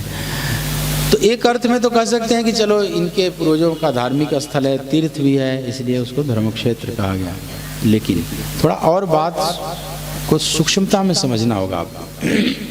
कोई भी इन अनुष्ठानों से केवल धर्म क्षेत्र नहीं हो जाता। असली धर्म क्षेत्र होता है जहाँ धर्म का कार्य हो, जिस जगह पर धर्म का कार्य। लेकिन इस जगह पर युद्ध हो रहा है, ये कौन सा धर्म का कार्य हो रहा है? युद्ध भी क्या धर्म हो सकता है? हो सकता है। देखो, धर्म का मतलब है जो ईश्वरीय नियम, प्रभु की इच्छा, और जो भी कर्म ईश्वरीय इच्छा से होता है वो धर्म हो जाता है। तो यह जो युद्ध हुआ है ये भगवान की इच्छा से हुआ है। शांति दूत बनकर गए, सुई के अग्रभाग के बराबर भी भूमि देने के लिए इंकार कर देता है। अब बात एकदम सिर से ऊपर जाने लगी, अब सारे शांति के विकल्प बंद हो चुके हैं, तो अंतिम विकल्प केवल बचता है युद्ध। और भगवान कृष्ण ने देखा कि अब कोई उपाय नहीं बचा है, तो भगवान के आदेश से हुआ, उनकी इच्छा से हुआ है। तो जो कार्य भगवान की इच्छा से हो रहा है वो सब धर्म हो जाएगा। तो यह युद्ध रूपी कर्म भी धर्म हो गया, और जिस भूमि पर यह युद्ध रूपी कर्म हुआ वो भूमि भी धर्म भूमि हो गई। इसलिए धर्म क्षेत्र, धर्म क्षेत्रे कुरुक्षेत्रे समवेतायुयुत्सवः मामकः पांडवाश्चैव किम अकुर्वत संजय। यहाँ एक बात और कहते हैं धृतराष्ट्र कि समवेतायुत्सवः, युद्ध की इच्छा से एकत्रित हुए। वास्तव में युद्ध की इच्छा से पांडव एकत्रित नहीं हुए थे, युद्ध तो उनकी मजबूरी थी, उन पर थोपा गया था जबरदस्ती। युद्ध की इच्छा से तो कौरव इकट्ठे हुए हैं, लेकिन धृतराष्ट्र तो सब एक जैसे दिखाई पड़ रहे हैं। और मामका पांडवास्यैव, मेरे और पांडु पुत्रों ने, मेरे पुत्रों ने और पांडु पुत्रों ने। देखो यहाँ ये जो खाई हो गई मेरे तेरे की, इसका मतलब मोह प्रगाढ़ है। और जहाँ इतनी खाई हो जाएगी मेरे तेरे की, वो चाहे घर हो, चाहे समाज हो, परिवार हो, सब टूटने के कगार पर पहुंच जाएगा। धृतराष्ट्र ने भेद उत्पन्न कर दिया, मेरे पुत्रों ने और पांडु पुत्रों ने। आप जिस घर में भी देखेंगे, ज्वाइंट फैमिली है मान लीजिए, और कोई ऐसा व्यक्ति आ गया, उसमें कोई ऐसी बहू आ गई या कोई भाई ऐसा निकल गया जो ज़्यादा मेरा तेरा करता है, ये मेरे बच्चे, मेरी वस्तुएं, मेरे तेरे, तो अब आप बड़े बुजुर्ग भांप लेते हैं कि अब ये ज़्यादा दिन परिवार नहीं चलेगा। जहाँ सब आपस में मान रहे हैं कि सबका सब है, सबका सब है, आनंद से, तभी तक ज्वाइंट फैमिली चल पाती है। तो इस घर में भी मेरा तेरा का गहरा है, खाई खुद गया, इसलिए ये वंश सब खंडित हो जाएगा।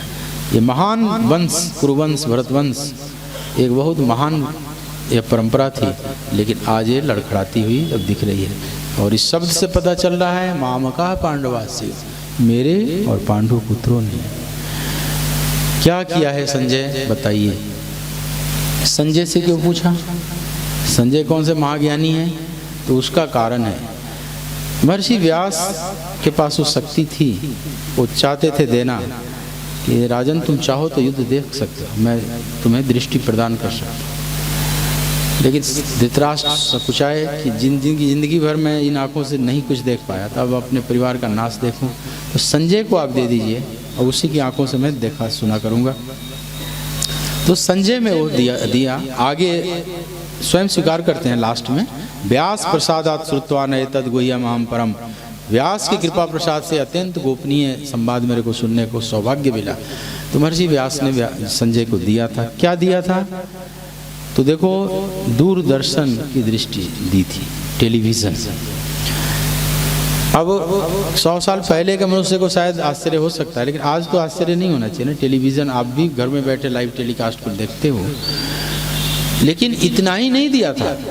टेलीविज़न क्या कर सकता है? दूर का ध्वनि और प्रकाश को ला सकता है, चित्र और ध्वनि को ला सकता है, बस दो ही चीज़ ला सकता है। लेकिन इसके आगे भी थोड़ा दिया था, टेलीपैथी। किस योद्धा के मन में क्या विचार उठ रहा है ये भी पढ़ सकते थे संजय, इसको टेलीपैथी कहते हैं। थोड़ा एक कदम आगे भी दिया था। तो यह संजय सब युद्ध को देख रहे हैं, समझ रहे हैं, रिकॉर्डिंग कर रहे हैं अपने ऊपर। 10 दिन की रिकॉर्डिंग हो गई तो आगे फिर सुना रहे हैं इनको हस्तिनापुर आकर, और हस्तिनापुर बैठे बैठे भी फिर देख रहे हैं आगे की भी कथा।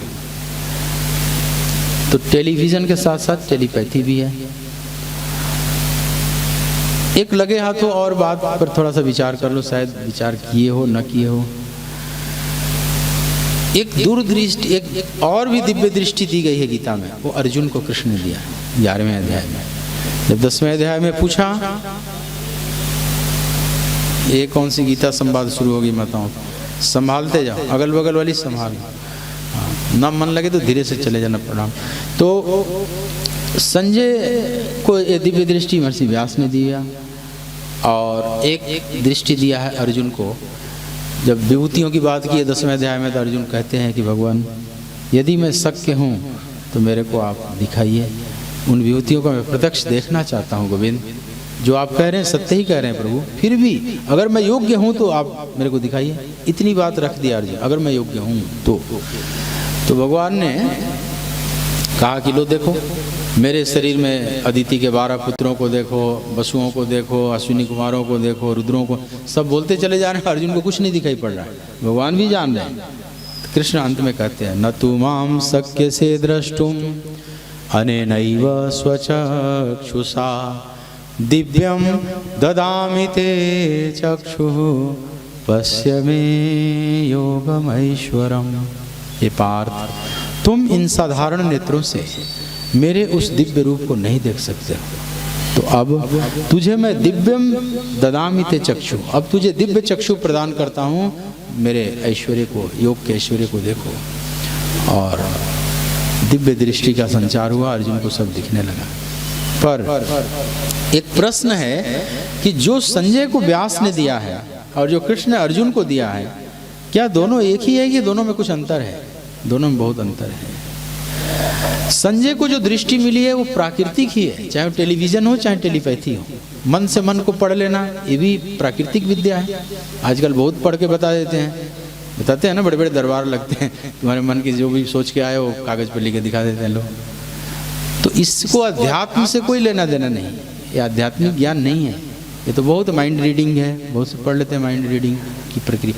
लेकिन मन प्रकृति का हिस्सा ही है ना, मन बुद्धि चित्त अहंकार सब प्रकृति में आता है। अष्टधा मूल प्रकृति है, भगवान गीता में बोलेंगे। तो कोई आपके मन की बात बता दे तो तुम एकदम महात्मा मान के उनको सिर पर मत बैठा लेना, नहीं तो चुक जाओगे। तो ये सब टेलीपैथिक बातें हैं। दूसरी तो संजय की दृष्टि बस यहीं तक है, मन तक पढ़ सकते हैं। लेकिन जो अर्जुन को भगवान ने दिया है वो ज्ञान दृष्टि है, वो अलग है, वो आत्मदृष्टि है। पर संजय ने उस रूप को कैसे देख लिया?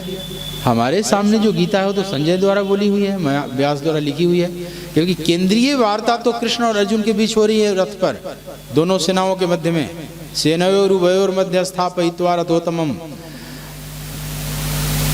और उस संवाद को संजय सुन रहे हैं महर्षि व्यास की कृपा से, और धृतराष्ट्र को सुना रहे हैं, और महर्षि व्यास उस सबको लिपिबद्ध कर रहे हैं। अब व्यास ने जब दृष्टि खुद ही दे दिया तो उनके पास तो दिव्य दृष्टि है ही। अब वो संजय क्या सुना रहे हैं धृतराष्ट्र को, वो सब उनको पता है। तो हमारे सामने जो गीता है वो संजय द्वारा सुनाई हुई है, क्योंकि विराट रूप जो भी देख रहे हैं अर्जुन और उन पर जो भाव उभर रहा है सब संजय बोले चले जा रहे हैं। तो संजय भी देख रहे हैं, इसलिए लास्ट में आप देखोगे 2-3 श्लोक जो लास्ट का है उसमें स्वयं संजय कहते हैं कि राजन संस्मृत्य रूपम अत्यद्भुतम हरे। राजन, उस हरि के अद्भुत रूपों का मैं संस्मृत बार बार स्मरण कर करके विस्मयो में महान राजन हृष्यामि च पुनः पुनः। हे राजन, मैं बार बार विस्मित हो रहा हूँ, महान आश्चर्य हो रहा है और हर्षित भी हो रहा, रोमांचित भी हो रहा हूँ कि मुझे इस संवाद सुनने का अवसर मिला। केशवार्जुनयो पुण्यो संवादम इमम अद्भुतम। अद्भुत यह संवाद जो केशव और अर्जुन के बीच घटित हुआ। तो मैं बार बार फिर कहते तच्च संस्मृत्य, बार बार मैं उसको याद कर करके। तो संजय ने तो देखा है, तो फिर अर्जुन वाली दृष्टि इनमें अंतर कैसे? इस बात को थोड़ा आप समझिए। शायद आपने नहीं, किसी टीका में तुझे नहीं मिलेगी, किसी भाष्य में नहीं मिलेगा, चाहे 8,500 टीकाओं पढ़ लो, मैं जो कह रहा हूं, लेकिन समझना उस बात को। तो संजय जो बोल रहे हैं वो अर्जुन के चित्त रूपी पर्दे को पढ़ रहे हैं। अर्जुन जो देख रहे हैं वो सीधा उस दिव्य रूप को, तो उनके चित्त पर उभर रहा है वो सब भाव। तो संजय को इतनी दृष्टि तो भगवान ने दी थी ना, व्यास ने दी थी ना, कि मन को पढ़ सकते। तो मन के पर्दे पर जो जो भाव उभर रहा है उसी को बोले चले जा रहे हैं, लेकिन डायरेक्ट नहीं दर्शन हो रहा है। इसको ऐसे आप समझो, उदाहरण के तौर पर क्रिकेट मैच होता है, लाइव टेलीकास्ट आता है, तो कमेंटेटर जो होते हैं वो स्टेडियम में होते हैं, वो वहाँ की कमेंट्री देते हैं आंखों देखा हाथ। मान लीजिए कभी कभी बादल आ गया, अंधेरा छा गया, बूंदे टपकने लगी, तो बोलेगा अंधेरा छा गया, खेल रुक गया है, बारिश की बूंदें हो रही हैं।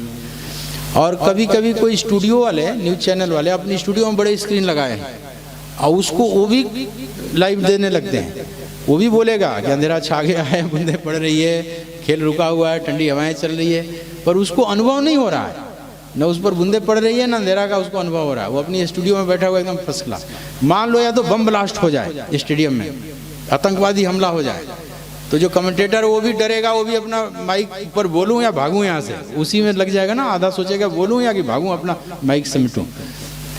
लेकिन जो स्टूडियो में बैठा हुआ है वो भी बोलता जाएगा आतंकवादी हमला हो गया है, बम ब्लास्ट हो गया है, गोलियां चल रही हैं, लेकिन उसको डर नहीं लगेगा कि उस पर कोई गोली नहीं पड़ रही है। तो स्टूडियो में बैठा हुआ और स्टेडियम में बैठा हुआ, दोनों में बहुत फर्क है। तो अर्जुन स्टेडियम में बैठे हुए, सीधा इनकाउंटर हो रहा है उनका, और संजय स्टूडियो में बैठे हुए। अब समझें, इसीलिए गीता में जो विराट रूप देखा, अर्जुन कांप गए, शुरू में तो बड़ा मधुर रूप दिखा, दिव्य माल्याम्बरधरम दिव्य मंदगंधानुलेपनम सर्वाश्चर्यमयम देवम अनंतम विश्वतो, ये सब बड़ा अच्छा लग रहा है। किरीटिनम गदिनम चक्रहस्त, सब देखने लगे ना, बड़े सुंदर सुंदर फूलों में सज रहे हो। ऊब तो नहीं गए हो ना अभी? आग उब गया तो आ जाओ, थोड़ा ढोलक ले। फूलों में सज रहे हैं, अब दिव्य माला, ये फूलों में तुम बांके बिहारी देख कर आते हो तो ये तो रोजा बेला चमेली के फूल लेकर सजा देते हैं। जो अर्जुन ने देखा वो दिव्य फूल, दिव्य माल्याम्बरधरम, ये साधारण फूल नहीं, दिव्य फूलों से बनाई हुई माला, दिव्य माल्या, दिव्य गंधों का। यहाँ तो आप चंदन लगा दे तो चंदन चर्चित नील कलेवर, वहाँ कहते हैं दिव्य गंधानुलेपनम, वो ऐसे ऐसे गंध हैं जो इन इंद्रियों से परे के हैं। तो दिव्य माल्याम्बरधरम, दिव्य आभूषण सब देख रहे हैं। तो फूलों में जो अर्जुन ने देखा वो क्या आप देखोगे बांके बिहारी में जाकर, फूलों में सज रहे हैं, फूलों में सज रहे हैं श्री वृंदावन बिहारी।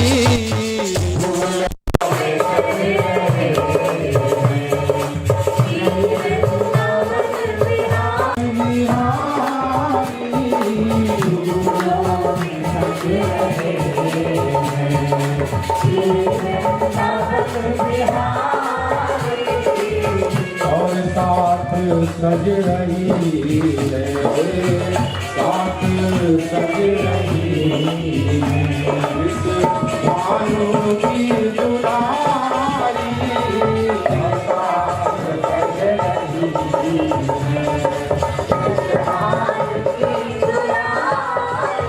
दुलारी, फूलों में सज रहे हैं, फूलों में सज रहे हैं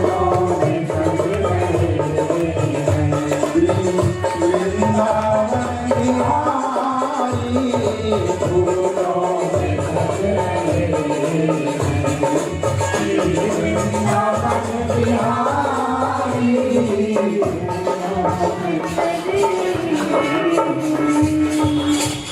तो हम देख कर आते हैं। देखो गीता में बड़ा सौंदर्य है, तुम्हें पता ही नहीं, तुम्हें खुद निकाला ही नहीं गया, तुम तो सोच रहे हो गीता वेदांतियों का बड़ा सूझ कर दिया। ये जो गीत सुने वो फूलों में सज रहे हैं, अर्जुन ने जो देखा वो फूलों में सजे हुए, आप क्या देखोगे? अभी पर्दा धीरे धीरे हटाएंगे, और जैसे जैसे किनारे बढ़ोगे वो रूप इतना भयानक हो जाएगा, शेर के मुंह में आग की लपटें निकल रही है। इसलिए तुम भी ये मत कहने लगे नहीं बनेगी। अर्जुन कहेगी पूरा दिखाओगे, हम लोग पूरा ही देखो, आगे की लपटों वाला भी सामना करना पड़ेगा ना। ले लिया से ग्रसमानम समन्ता, तो पहले तो आप ही यही सोचते हो कि बड़ा बढ़िया हम बंसी बजाते हैं, अपरिभाषित। हे गोविंद, मैं तो इसका आदि अंत भी नहीं देख रहा हूं, तो मध्य भी कैसे कहूं? तो जो उनको सुख मिल रहा था वो विस्मय में कन्वर्ट हो गया।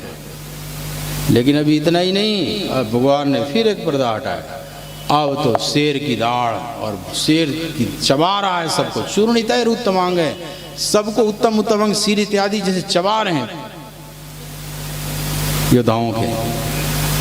उसके बाद आग की लपटें भयानक निकलने लगी और सारा जगत उसमें खींचा चला जा रहा है, जैसे पतंगा अग्नि शिखा में जाकर उसमें सब भस्म होते चले जा रहे हैं। ज्वलनम पतंगा। अब आप उस दृश्य की कल्पना करो, अर्जुन कांप गए एकदम से। ले लिय से ग्रसमानम समन्ता प्रसन्न देवेश जगन्निवास, हे जगन्निवास, हे देवेश प्रसन्न हुई है प्रभु, प्रसन्न। आपके इस रूप को देखकर सारा जगत कांप रहा है, राक्षस दिशाओं में भाग रहे हैं, ऋषि लोग स्वस्ति वाचन कर रहे हैं, देवता स्तुति कर रहे हैं, प्रसन्न होइए, प्रसन्न बार बार। और अर्जुन अपने को भी कह रहे हैं कि मैं भी सुख नहीं पा रहा हूँ, आप प्रसन्न होइए। अर्जुन जैसा कांप गए तो संजय की क्या हैसियत थी? इतना बड़ा महायोद्धा जो भारत अभी तक पैदा नहीं कर सका इन 5000 सालों में, इसके नाम पर सेना में पुरस्कार दिया जाता है, अर्जुन पुरस्कार हर साल दिया जाता है ना 26 जनवरी को। सेना में शस्त्र का नाम है अर्जुन के नाम, कई रोडों सड़कों का नाम है अर्जुन के नाम, अर्जुन का सम्मान सबसे ज़्यादा है सेना में। इतना महायोद्धा कांप गया तो संजय तो एकदम घबरा ही जाता, हार्ट फेल हो जाता है। लेकिन अर्जुन संजय का कुछ नहीं हो रहा है, क्यों? क्योंकि स्टूडियो में बैठे हुए हैं।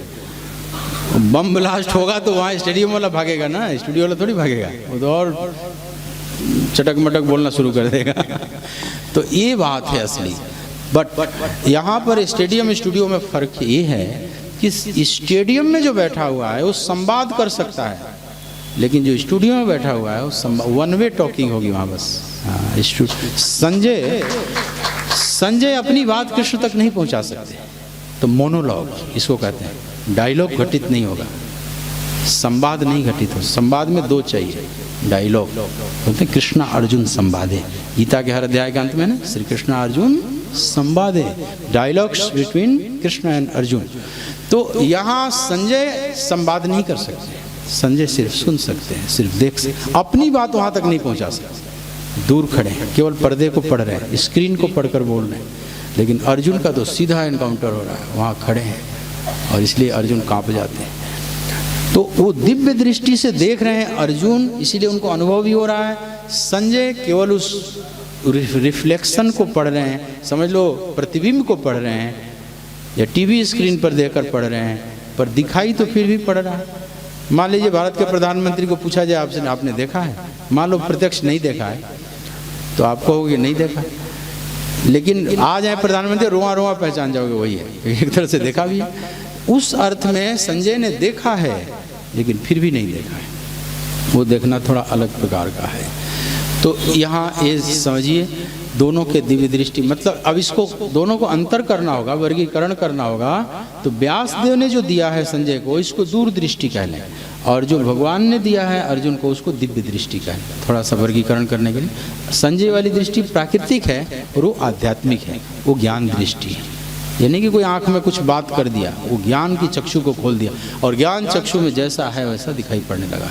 तो भगवान को देखा कि यही ब्रह्मा रूप में सृजन कर रहे हैं, यही विष्णु रूप में पालन कर रहे हैं, यही रुद्र रूप में संहार कर रहे हैं। तो जन्म जीवन मरण सब इन्हीं के अंदर हो रहा है, पूरे जगत का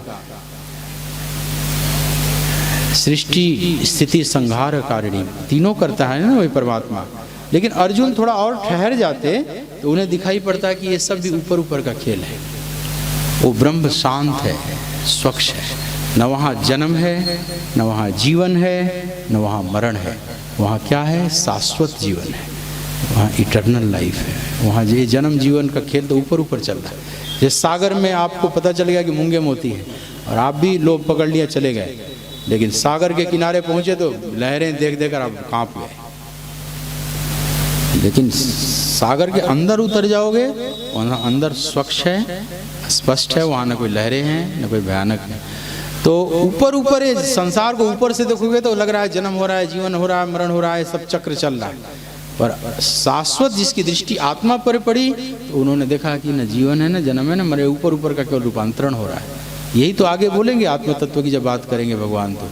तो इस तरह से अर्जुन को थोड़ा ठहरना था, नहीं तो 11वें अध्याय के बाद गीता आगे नहीं बढ़ती। जब आपने विश्व रूप दर्शन कर लिया तो अब बचा क्या है? अब कौन सा प्रश्न बच गया? लेकिन बार बार जो गिड़गिड़ाने लगे ना, तो भगवान ने जल्दी उसको सिमट लिया। इसीलिए डांट भी लगाई है कि मेरे इस रूप को देखकर तुझे मूर्ता को नहीं प्राप्त होना चाहिए था पार्थ। इस रूप को देखने के लिए देवता भी तरसते, और तू मूर्ता प्राप्त कर लिया और बार बार गिड़गिड़ाने लगा कि जल्दी आइए उसी रूप में। जल्दी सिमट लिए, लेकिन कृष्ण वहाँ नाराज हुए अर्जुन को। तो पूरा देखने की अभी स्थिति नहीं थी। भगवान का समग्र दर्शन करना इतना आसान नहीं है। वहाँ तो मौत को भी देखने के लिए अगर आप तैयार हैं। रामकृष्ण देव जब माँ जगदम्बा की पूजा करते थे काली रूप में, तो कभी कभी कहें कि माँ आमी 88 छेलेन, तू समझती हो कि मैं तेरा 8 महीने वाला पुत्र हूँ जो डर जाऊँगा? काली का रूप मैंने भयंकर, लेकिन हम माँ मान लिए हैं तो इनसे डर अब किस बात का? मैंने 8 महीने में जो बच्चा पैदा ले लेता है थोड़ा कमज़ोर होता है मन से, शरीर से, तो बोले मैं कमज़ोर बालक हूँ तुम्हारा, मैं नहीं डरने वाला। वो तो देखते थे कि ये तो खड़ग ली हुई है, लेकिन एक हाथ में वरदहस्त भी है, माँ की करुणा भी है। तो असुरों के लिए है ना, करालम महाकाल कालम कृपालम। एक तरह विकराल भी है लेकिन कृपालु भी है। अपने बच्चों के लिए तो बड़ी कृपालु हैं, उन्हीं के लिए तो विकराल रूप धारण की, अपने बच्चों की रक्षा के लिए ही तो ऐसा रूप धारण किया। उसमें डरने जैसा नहीं है, उसमें करुणा का दर्शन करो। आप ऐसा समझे, आप जंगल में कहीं चले गए घूमने, वाइल्ड लाइफ सेंचुरी में जाते हो ना घूमने, सफारी कर रहे हो, आपने देख लिया कि गाय हैं, गाय माता कहीं जंगल में फंस गई है बेचारी और जन्म दे दिया बछड़े को, और बछड़े को चाट रही है, तब तक उधर से भेड़िए आ रहे हैं उस बच्चे को खाने के लिए। अब गाय फुंकार मारकर उसकी तरफ हो गई है। अब मान लो बछड़े को चाट रही है गाय, और इस दृश्य को देखकर आपको बड़ा अच्छा लगा कि माँ गाय को, माँ कैसे अपने बच्चे को चाट के स्वस्थ करे। आपने एक फोटो क्लिक कर लिया, बड़ा सुंदर दृश्य है। लेकिन थोड़ी देर में देखा कि जंगली जानवर उस बछड़े की तरफ बढ़ने लगे। अब माँ जबकि डर के भाग जाएगी वैसे, लेकिन आज बच्चे की रक्षा के लिए फुंकार मार के उस पर बछड़े को पीछे कर लेगी और एकदम फुंकार मारकर जान पर खेलने के लिए तैयार है। उसका रूप बदल जाएगा। आपने उसको भी एक क्लिक कर लिया उस फोटो को। अब दोनों फोटो को घर पर आकर देखो। एक बछड़ा को चाट रही है माँ, स्वस्थ कर रही है, दूध पिला रही है, और दूसरे में बछड़े को पीछे करके और जान पर खेलकर एकदम भयानक रूप ले लिए, गाय का भयंकर रूप। तुझे किस में ज्यादा करुणा दिखाई पड़ेगी? दोनों में से कंपैरेटिवली किस में थोड़ा सा ज्यादा? भयंकर रूप में। दूध तो सब पिला देते हैं, लेकिन अपने जान पर आज अपने बच्चे को रक्षा के लिए और लड़ रही है कि हम मर जाएंगे, मेरे मरने के बाद ही तुम मेरे बच्चे को खा सकते। उसमें कितनी करुणा है। तो काली के जो उस रूप को समझा कि जगदम्बा किसके लिए ऐसा प्रचंड रूप धारण किया है, वो केवल बच्चों की रक्षा के लिए। जब सारे देवता थक गए तो अब पार्वती प्रचंड रूप ले ली। अब बोली अब हटो यहाँ से सब, अब मैं ही, अब चूड़ियाँ निकालो। ये माताओं को भी कभी कभी होता है ना, जब इतना भयानक दिन कुछ चल रहा है तो खाली चूड़ियाँ बजाने से हो जाएगा, कभी कभी सबको उठाना पड़ता है। गुरु गोविंद सिंह ने फिर सबको अमृत छको और सब रखो कि अपनी रक्षा स्वयं करो। कठिन दिन जब आते हैं तो वहाँ स्त्री पुरुष, इजराइल जिसकी बात मैं कर रहा हूँ, वहाँ सबको ट्रेनिंग लेना जरूरी है। कोई भी स्त्री हो, कन्या हो, उनको ट्रेनिंग लेना ही पड़ेगा शस्त्र का। जबकि सबसे दिमाग के तेज है, मैंने बात की थी आपको, जीसस की भूमि, वर्ल्ड को नचा रहे हैं वही यहूदी थोड़े से, लेकिन ट्रेनिंग लेना जरूरी है। क्यों? क्योंकि खून के प्यासे लोगों से घिरे पड़े हैं, उस विधर्मियों से घिरे पड़े हैं बेचारे, अपने अस्तित्व की रक्षा के लिए, और कोई उपाय नहीं बचा है। इसलिए तुमने वायरल वीडियो भी देखा होगा कि वहाँ की युवतियाँ सब एकदम AK-47 लेकर घूम रही है। क्यों? और उनकी पढ़ाई, एजुकेशन लेवल देखोगे ना तो बहुत ऊंचा है, मत समझना ऐसे घूम रही हैं। वही सब ऐसा कंप्यूटर के जितने कुल प्रोसेसर है सब उन्हीं का है।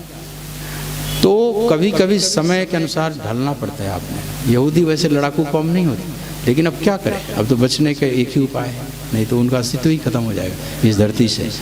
तो इस तरह से कभी कभी उस कोमल हाथों में भी शस्त्र उठाने पड़ते हैं। इसलिए जगदम्बा दुर्गा के 10 हाथ से चमक रहे हैं शस्त्र। पर इस करुणा को तो कोई देखे। परमहंस रामकृष्ण देख लिए कि जगदम्बा तो हमारे लिए ऐसा किए, उनमें तो करुणा ही करुणा दिख रहा है। इसलिए कहना है कि माँ तुम माँ हो, तुमसे मैं डरने की तो कोई बात ही नहीं। अर्जुन भी यहाँ कहते हैं कि तुम चाहे कन्हैया कितना भी भयंकर रूप दिखा दिए हो, ये आग की लपटें निकल रही है, लेकिन ये तो जगत कुछ लीला ही है ना, करुणा बस ऐसा किए हैं आप, मैं डरने वाला नहीं हूँ। लेकिन हमने जो सपना बुन रखा है कि भगवान कैसे होंगे तो फूलों में सज रहे हैं, वो जो हमारा सपना है ना, वो सत्य का सामना नहीं कर पाता, वो अधूरा सपना है।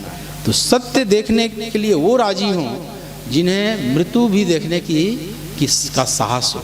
अगर तुम मौत का दृश्य नहीं देख सकते तो तुम अभी सत्य का साक्षात्कार करने की योग्यता आप में नहीं है। इसलिए थोड़ा मृत्यु के खेल को भी देखना चाहिए। कभी शमशान घाट पर भी जाना चाहिए, कभी जलती चिताओं को भी देखो, कभी रात्रि में भी जाकर वहाँ बैठने की हिम्मत करो कि मैं एकांत में जाकर शमशान पर बैठूँ जहाँ भगवान शिव रहते हैं, इस भाव से जाओ। तो तुम उन चीज़ों से भी इतना घबराओ मत, समझो। तो यहाँ तो सारा मौत का तांडव ही हो रहा है पूरे कुरुक्षेत्र में। तो अर्जुन खैर चुक गए, वहाँ आगे और 7 अध्याय गीता बढ़ी है। फिर नष्टो मोह, अब जाकर मोह नष्ट हुआ। तो इस तरह से थोड़ा सा मैं वर्गीकरण करके आपको बता दिया कि संजय और धृतराष्ट्र में, संजय और अर्जुन के जो दिव्य दृष्टियाँ हैं उसमें अंतर है। संजय वाली दूर दृष्टि है और अर्जुन वाली वास्तविक दिव्य दृष्टि। अब थोड़ी सी हम आगे बढ़ते हैं। अब संजय, अब आगे की कहानी सुनाना शुरू करेंगे। संजय बहुत संत चेतना है, इतने संत हैं कि लास्ट में गीता इन्हीं से 5 श्लोकों से महर्षि व्यास खत्म करा रहे हैं। और ये इतना संत हैं कि जानते हैं कि हमारे राजा धृतराष्ट्र गलत रास्ते पर हैं, अभी भी लाइन पर आ जाते हैं। इसीलिए मतिर ममा कह के बोल दिए कि सब विजय विभूति अचल नीति सब उन्हीं की तरफ है, आपकी तरफ नहीं, आप गलत रास्ते हो। शायद इसलिए भी कि लाइन पर आ जाए। अब ये बातें धृतराष्ट्र को कितनी चुभ रही होगी कि मेरा सारथी है, मेरे विपक्ष में बात कर रहा है, अभी युद्ध शुरू भी नहीं हुआ। इतनी हिम्मत कौन कर सकता है? लेकिन संजय संत हैं, वो उनकी करुणा है, वो चाहते हैं कि अभी भी राजन युद्ध विराम की घोषणा कर देते। अभी बहुत समीक्षा का विषय है संजय, इसमें बीच बीच में दिखाई पड़ेगा। अब संजय ने जो देखा, सुबह सुबह की बेला, दोनों तरफ सेनाएं खड़ी हैं, सज धज कर आए हुए हैं, सब बैंड बाजा के साथ आए हुए हैं, जैसे 2 बारात का मिलन हो रहा हो। और अभी युद्ध शुरू नहीं हुआ है। अभी जो क्रिकेट का मैच समझ लो शुरू नहीं हुआ, अभी अंपायर आ गया है, दोनों तरफ के खिलाड़ी आ गए हैं, टॉस की तैयारी, अभी टॉस भी नहीं हुआ, कुछ ऐसी स्थिति बनी है। तो संजय ने देखा कि दृष्ट्वा तु पांडवानीकम व्यूढ़म दुर्योधनस्तदा आचार्य मुपसंगम्य राजा वचनम अब्रवीत। हे राजन, मैं देख रहा हूँ कि दुर्योधन अपने रथ को लेकर द्रोणाचार्य के पास गए हैं और उनसे कुछ कह रहे हैं। क्या? कि पश्येताम पांडुपुत्राणाम आचार्य महतीम चमुम व्यूढ़ाम द्रुपद पुत्रेण तव शिष्येण धीमताम। हे आचार्य, जरा देखिए, आप ही का प्रिय शिष्य द्रुपद पुत्र धृष्टद्युम्न द्वारा बिहुआकार खड़ी की हुई इस विशाल सेना को जरा देखिए आचार्य। अब यहाँ थोड़ा सा 2-3 बातें यहाँ समीक्षा करो द्रोणाचार्य और इस दुर्योधन पर। दुर्योधन अपने रथ को लेकर द्रोणाचार्य के पास क्यों जाता है? उसके कुछ कारण है। सेनापति तो भीष्म है, लेकिन भीष्म लड़ने के लिए मजबूर हैं। वो अपने प्रतिज्ञा के धनी है वचन के, वो हिल नहीं सकते, वो तो कुटी में बांध दिए गए, अपने ही प्रतिज्ञा के रस्सी से अपने को ऐसे जकड़ दिए हैं। अपने हाथों बट के रसरिया, अपने घर के फांसा रे धुबिया जल। भीष्म अपने ही प्रतिज्ञाओं से जकड़ लिए अपने आप को, जैसे अपने में उलझ गया है महान चेतना। लेकिन द्रोणाचार्य किसी चीज से बंधे नहीं है। द्रोणाचार्य इस युद्ध को छोड़ के जा सकते हैं, कह सकते थे भाई दोनों का पारिवारिक युद्ध है, तुम तो मेरे दोनों शिष्य हो, मेरे को क्या इसमें लेना देना। हमें आज तक समझ में नहीं आता कि द्रोणाचार्य इस युद्ध में क्यों भाग लिए हुए, बाप बेटे दोनों क्यों भाग लिए हुए। और बहुत बड़े महत्वाकांक्षी व्यक्तित्व हैं, और भाग ही लेना था तो पांडवों की तरफ से लेते, ये जानते हुए भी कि पांडव सही रास्ते पर हैं, फिर द्रोण साथ क्यों दे रहे हैं। सबसे अच्छा तो था द्रोण चले जाते इस युद्ध को छोड़कर, इनकी प्रतिष्ठा बढ़ जाती। बाप और बेटे दोनों लगे पड़े, और दोनों वीर गति को प्राप्त नहीं होंगे, दोनों को वो सजा मिलेगी जो किसी को भी नहीं पूरे महाभारत में मिली। इनका गला कटवा दिया भगवान ने, और अश्वत्थामा तो आज तक भटक रहा है, उसी कथा तो जानते ही हो। ये बाप बेटे की इतनी दुर्दशा क्यों हुई। भीष्म जब तक सेनापति हैं सब नियम से युद्ध हुआ है, द्रोण उसके बाद आते हैं, द्रोण पर्व शुरू होते ही सारा ध्वस्त। इस द्रोण ने इतना महत्वाकांक्षी है कि अभिमन्यु की हत्या की, 7 महारथियों ने मिलकर हत्या की, सारा नियम भंग कर दिया। इसलिए भगवान ने कहा कि अभी जीने का अधिकारी नहीं, इनका अब कोई नियम नहीं। अश्वत्थामा हाथों का एक झूठे बोलो, पुत्र मोह भयंकर है। धृतराष्ट्र को क्या पुत्र मोह था जितना कि द्रोण को था। दुर्योधन मर गया तो धृतराष्ट्र फिर भी मूर्छित नहीं हुआ, 100 बेटे मर गए फिर भी धृतराष्ट्र कहीं मूर्छित नहीं हुआ। एक नालायक पुत्र को केवल झूठे ही हल्ला कर दिया गया कि अश्वत्थामा तो एकदम रथ से उतर के। भगवान जानते थे अंदर का ये द्रोण में कितना पुत्र मोह है, और वही पुत्र कैसा आसुरी स्वभाव का साथ देता है दुर्योधन का। कोई बढ़िया पुत्र होता, अभिमन्यु जैसा पुत्र मरा, लेकिन फिर भी अर्जुन मूर्छित नहीं हुए, क्रोधित जरूर हुए, लेकिन भगवान इस कमजोरी, भगवान की दृष्टि से कौन बचा हुआ है। वो तो एक्सरे करके देख लेते हैं, उनकी कमजोर पार्ट को देख लिए थे। तो ये क्यों लड़ रहे हैं? अच्छा तो होता कि ये उसमें भाग ही नहीं लेते, क्योंकि इनके चेले थे दोनों, इनको कोई नहीं कहता, ये कोई राजवंश से भी नहीं आते, ये चले जाते। लेकिन ये लड़ रहे हैं और पुत्र सहित लड़ रहे हैं। लेकिन दुर्योधन जानता है कि द्रोण का जो सॉफ्ट कॉर्नर है उसमें अर्जुन है, पांडवों के प्रति थोड़ा सॉफ्ट भाव है, तो हमारी तरफ दिखावटी न लड़े, इसलिए इनको अपने पक्ष में और मजबूत करने के लिए, थोड़ा स्पेशल सम्मान देने के लिए कूटनीतिक अंदाज में गया है, थोड़ा स्पेशल सम्मान देने के लिए। भीष्म भी प्रेम करते हैं पांडवों को ज़्यादा, लेकिन भीष्म अपनी प्रतिज्ञा से बंधे हुए हैं, वो हिल नहीं सकते। लेकिन द्रोणाचार्य तो बीच में भी छोड़ के जा सकते हैं, या बनावटी हमारी तरफ केवल दिखावटी युद्ध कर सकते हैं। तो द्रोण को अपने पक्ष में और मजबूत करने के लिए जाता है। और ये जो परिचय देता है कुल सेनाओं का, क्या द्रोणाचार्य को पता नहीं? सब पता है, इससे ज़्यादा पता है। व्यूढ़ द्रुपद पुत्रेण, धृष्टुम द्वारा विशाल व्यूहाकार खड़ी सेना को देख, अरे व्यूह की रचना द्रोणाचार्य से कौन ज्यादा जानता है? तुम उन्हें क्या सिखा रहे हो? अंडा बच्चे को सिखा रहे हैं। ये व्यूह क्या उनको नहीं दिखाई पड़ रहा है द्रोणाचार्य को? अलग से दुर्योधन क्यों दिखा रहे हैं कि जरा इस व्यूढ़ा द्रुपद पुत्र के व्यूह को देखिए, कैसा कला कौशल से खड़ा किया सेना को। द्रोणाचार्य कहते कि दुर्योधन जरा देखो ये कैसे खड़ा किया है कला कौशल। बात जमती, यहाँ उल्टा वही समझा रहा है, अंडा बच्चे। बात ये है कि उसको स्पेशल सम्मान, उनके अहंकार को फुसला रहा है, क्योंकि द्रोणाचार्य थोड़े अहंकारी भी हैं, मान सम्मान वाले भी हैं। तो मान सम्मान दिया, आगे आपको दिखे कैसे द्विजोत्तम ऐसे सब प्रयोग करेगा, तो थोड़ा उनको स्पेशल सम्मान देने जा रहा है और ये सब कुल परिचय देता है। दूसरी बात ये भी दुर्योधन कहना चाह रहा है कि वो सेना छोटी है, मात्र 7 है, हम 11 क्षौड़ी हैं, 11-7 का रेशियो है, लेकिन उसको हल्के में मत लीजिएगा, उसमें बड़े बड़े दुनिया के महारथी हैं। अत्र शूरा महेश्वासा भीमार्जुन समायुधि युयुधानो विराटश्च द्रुपदश्च महारथा। ये सब बोलता है ना, धृष्टकेतु चेकितान काशीराज। हे आचार्य, उस सेना में पहले तो भीमार्जुन समायुधि, पहले भीम का नाम लिया, क्योंकि भीम ही खटक रहे हैं दुर्योधन को। एक तो समानांतर योद्धा है दोनों, और भीम ने जो प्रतिज्ञा ली है द्रौपदी के समय, द्रौपदी अपमान के समय, वह प्रतिज्ञा की गूंज रही है। और भीम जैसे इसी पल की प्रतीक्षा में अब खड़े हैं, कब आ जाए सामने दुर्योधन।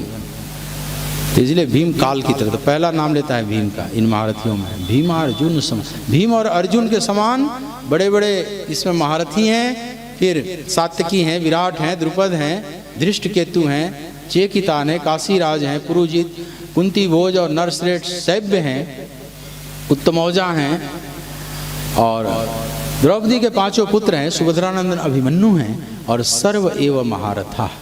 ये आचार्य, ये सबके सब महारथी। एक बात तो है दुर्योधन में, चाहे कितना भी अहंकारी है, अनेक विकारों से ग्रस्त है, पर इतनी बात स्वीकार कर रहा है, इन जो नाम ले रहा हूँ सर्व एवं महारथा, ये सबके सब महारथी हैं। ये कोई साधारण नहीं है, इसको साधारण रूप में आकलन करना ये हम लोगों की गलतफहमी होगी। संख्या बल में कम है, लेकिन ताकत में कम नहीं है। पर इतना कहने के बाद दुर्योधन अपनी सेना का मनोबल नीचा नहीं कर रहा है, फिर कहता है कि मेरी सेना में का भी सुनिए जरा परिचय। अभी शत्रु पक्ष की बात करते हुए कहता है, अस्माकं तु विशिष्टाये तान्निबोध द्विजोत्तमा नायकः मम सैन्यस्य संज्ञार्थम तान ब्रवीमिते। मेरी तरफ भी जो मुख्य योद्धा हैं, ये द्विजोत्तमा। देखो अब द्रोण को कैसे कैसे शब्द प्रयोग कर रहा है, द्विजों में बहुत उत्तम, हे ब्राह्मण श्रेष्ठ, क्योंकि बहुत ब्राह्मण श्रेष्ठ द्रोण नहीं है। इसलिए प्रवचनों सत्संगों में द्रोणाचार्य ने कोई बढ़िया बात कह दिया ऐसा नहीं सुने को आता है, कोई द्रोण ने बहुत बढ़िया बात कह दिया, कोई बहुत ज्ञान की बातें कर दिया। शस्त्र विद्या के पारंगत हैं, शास्त्र का पकड़ नहीं है, नहीं तो इतने दुर्दशा नहीं होती बाप बेटे की। लेकिन आज दुर्योधन को काम निकालना है, तो हे द्विजोत्तम तान्निबोध द्विजोत्तम, हे ब्राह्मण श्रेष्ठ, मेरी सेना में भी जो बड़े बड़े कुल हैं आप जानिए। पहला नाम इन्हीं का लिया, भवान भीष्मश्च कर्णश्च कृपश्च समतिञ्जयः अश्वत्थामा विकर्णश्च सौमदत्तिस्तथैव च अन्ये च बहवः शूरा मदर्थे त्यक्तजीवितः नाना शस्त्र प्रहरणा सर्वे युद्ध विशारदः। एक तो स्वयं आप, फिर गंगापुत्र भीष्म, कुलगुरु कृपाचार्य, संग्राम विजय कृपाचार्य, आप ही का पुत्र अश्वत्थामा, कर्ण विकर्ण, सोमदत्त का पुत्र भूरिश्रवा, और ऐसे बहुत से सूरवीर मेरे लिए प्राणों की आहुति देने के लिए खड़े हैं। और सर्वे युद्ध विशारदा, ये भी सब युद्ध विद्या में महारत हासिल किए हुए, मैंने ये भी महारत थी, मैंने उधर भी महारत थी, इधर भी महारत थी, बहुत कांटे का टक्कर है। लेकिन अंत में अपनी सेना को थोड़ा मनोबल ऊंचा करते हुए एक बात कहता है, उसी के साथ में वाणी को आज विराम दूंगा। अपर्याप्तम तदस्माकं बलम भीष्माभिरक्षितम पर्याप्तम त्विदमे तेषां बलम भीमाभिरक्षितम। हे आचार्य, फिर भी भीष्म पितामह द्वारा रक्षित हमारी सेना अजय है, उन पांडवों के लिए अपर्याप्त है, वो पर्याप्त नहीं है हमें जीतने के लिए। लेकिन हमारी सेना जो उनकी सेना जो भीमाभिरक्षितम है, हमारी सेना उनको जीतने के लिए पर्याप्त है। मैंने हम लोग भारी हैं, क्यों? क्योंकि हमारी सेना के रक्षक स्वयं भीष्म है, भीष्माभिरक्षितम, और उनकी सेना है भीमाभिरक्षितम। दुर्योधन आधी बात तो ठीक बोला कि हमारी सेना के रक्षक भीष्म हैं, लेकिन आधी बात में चूक गया। पांडवों की सेना के रक्षक भीमाभिरक्षितम वो सेना नहीं है, वो सेना कृष्णाभिरक्षितम है। बस यही समझने में चूक जाता। और जब ये समझ जाता तो दुर्योधन ही क्यों रहता उसकी बुद्धि।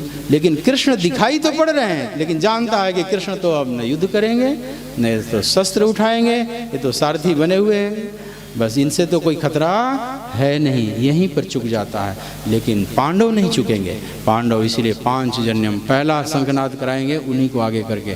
तो इसी जीवन के सूत्र को आप समझ लेना। दुर्योधन और युधिष्ठिर में क्या अंतर है? एक कृष्ण को नाम ही नहीं कहीं लिया, इस पूरे महारथियों की कहीं नाम कृष्ण का नहीं लिया, और एक पहला ही पांचजन्यम ऋषिकेश।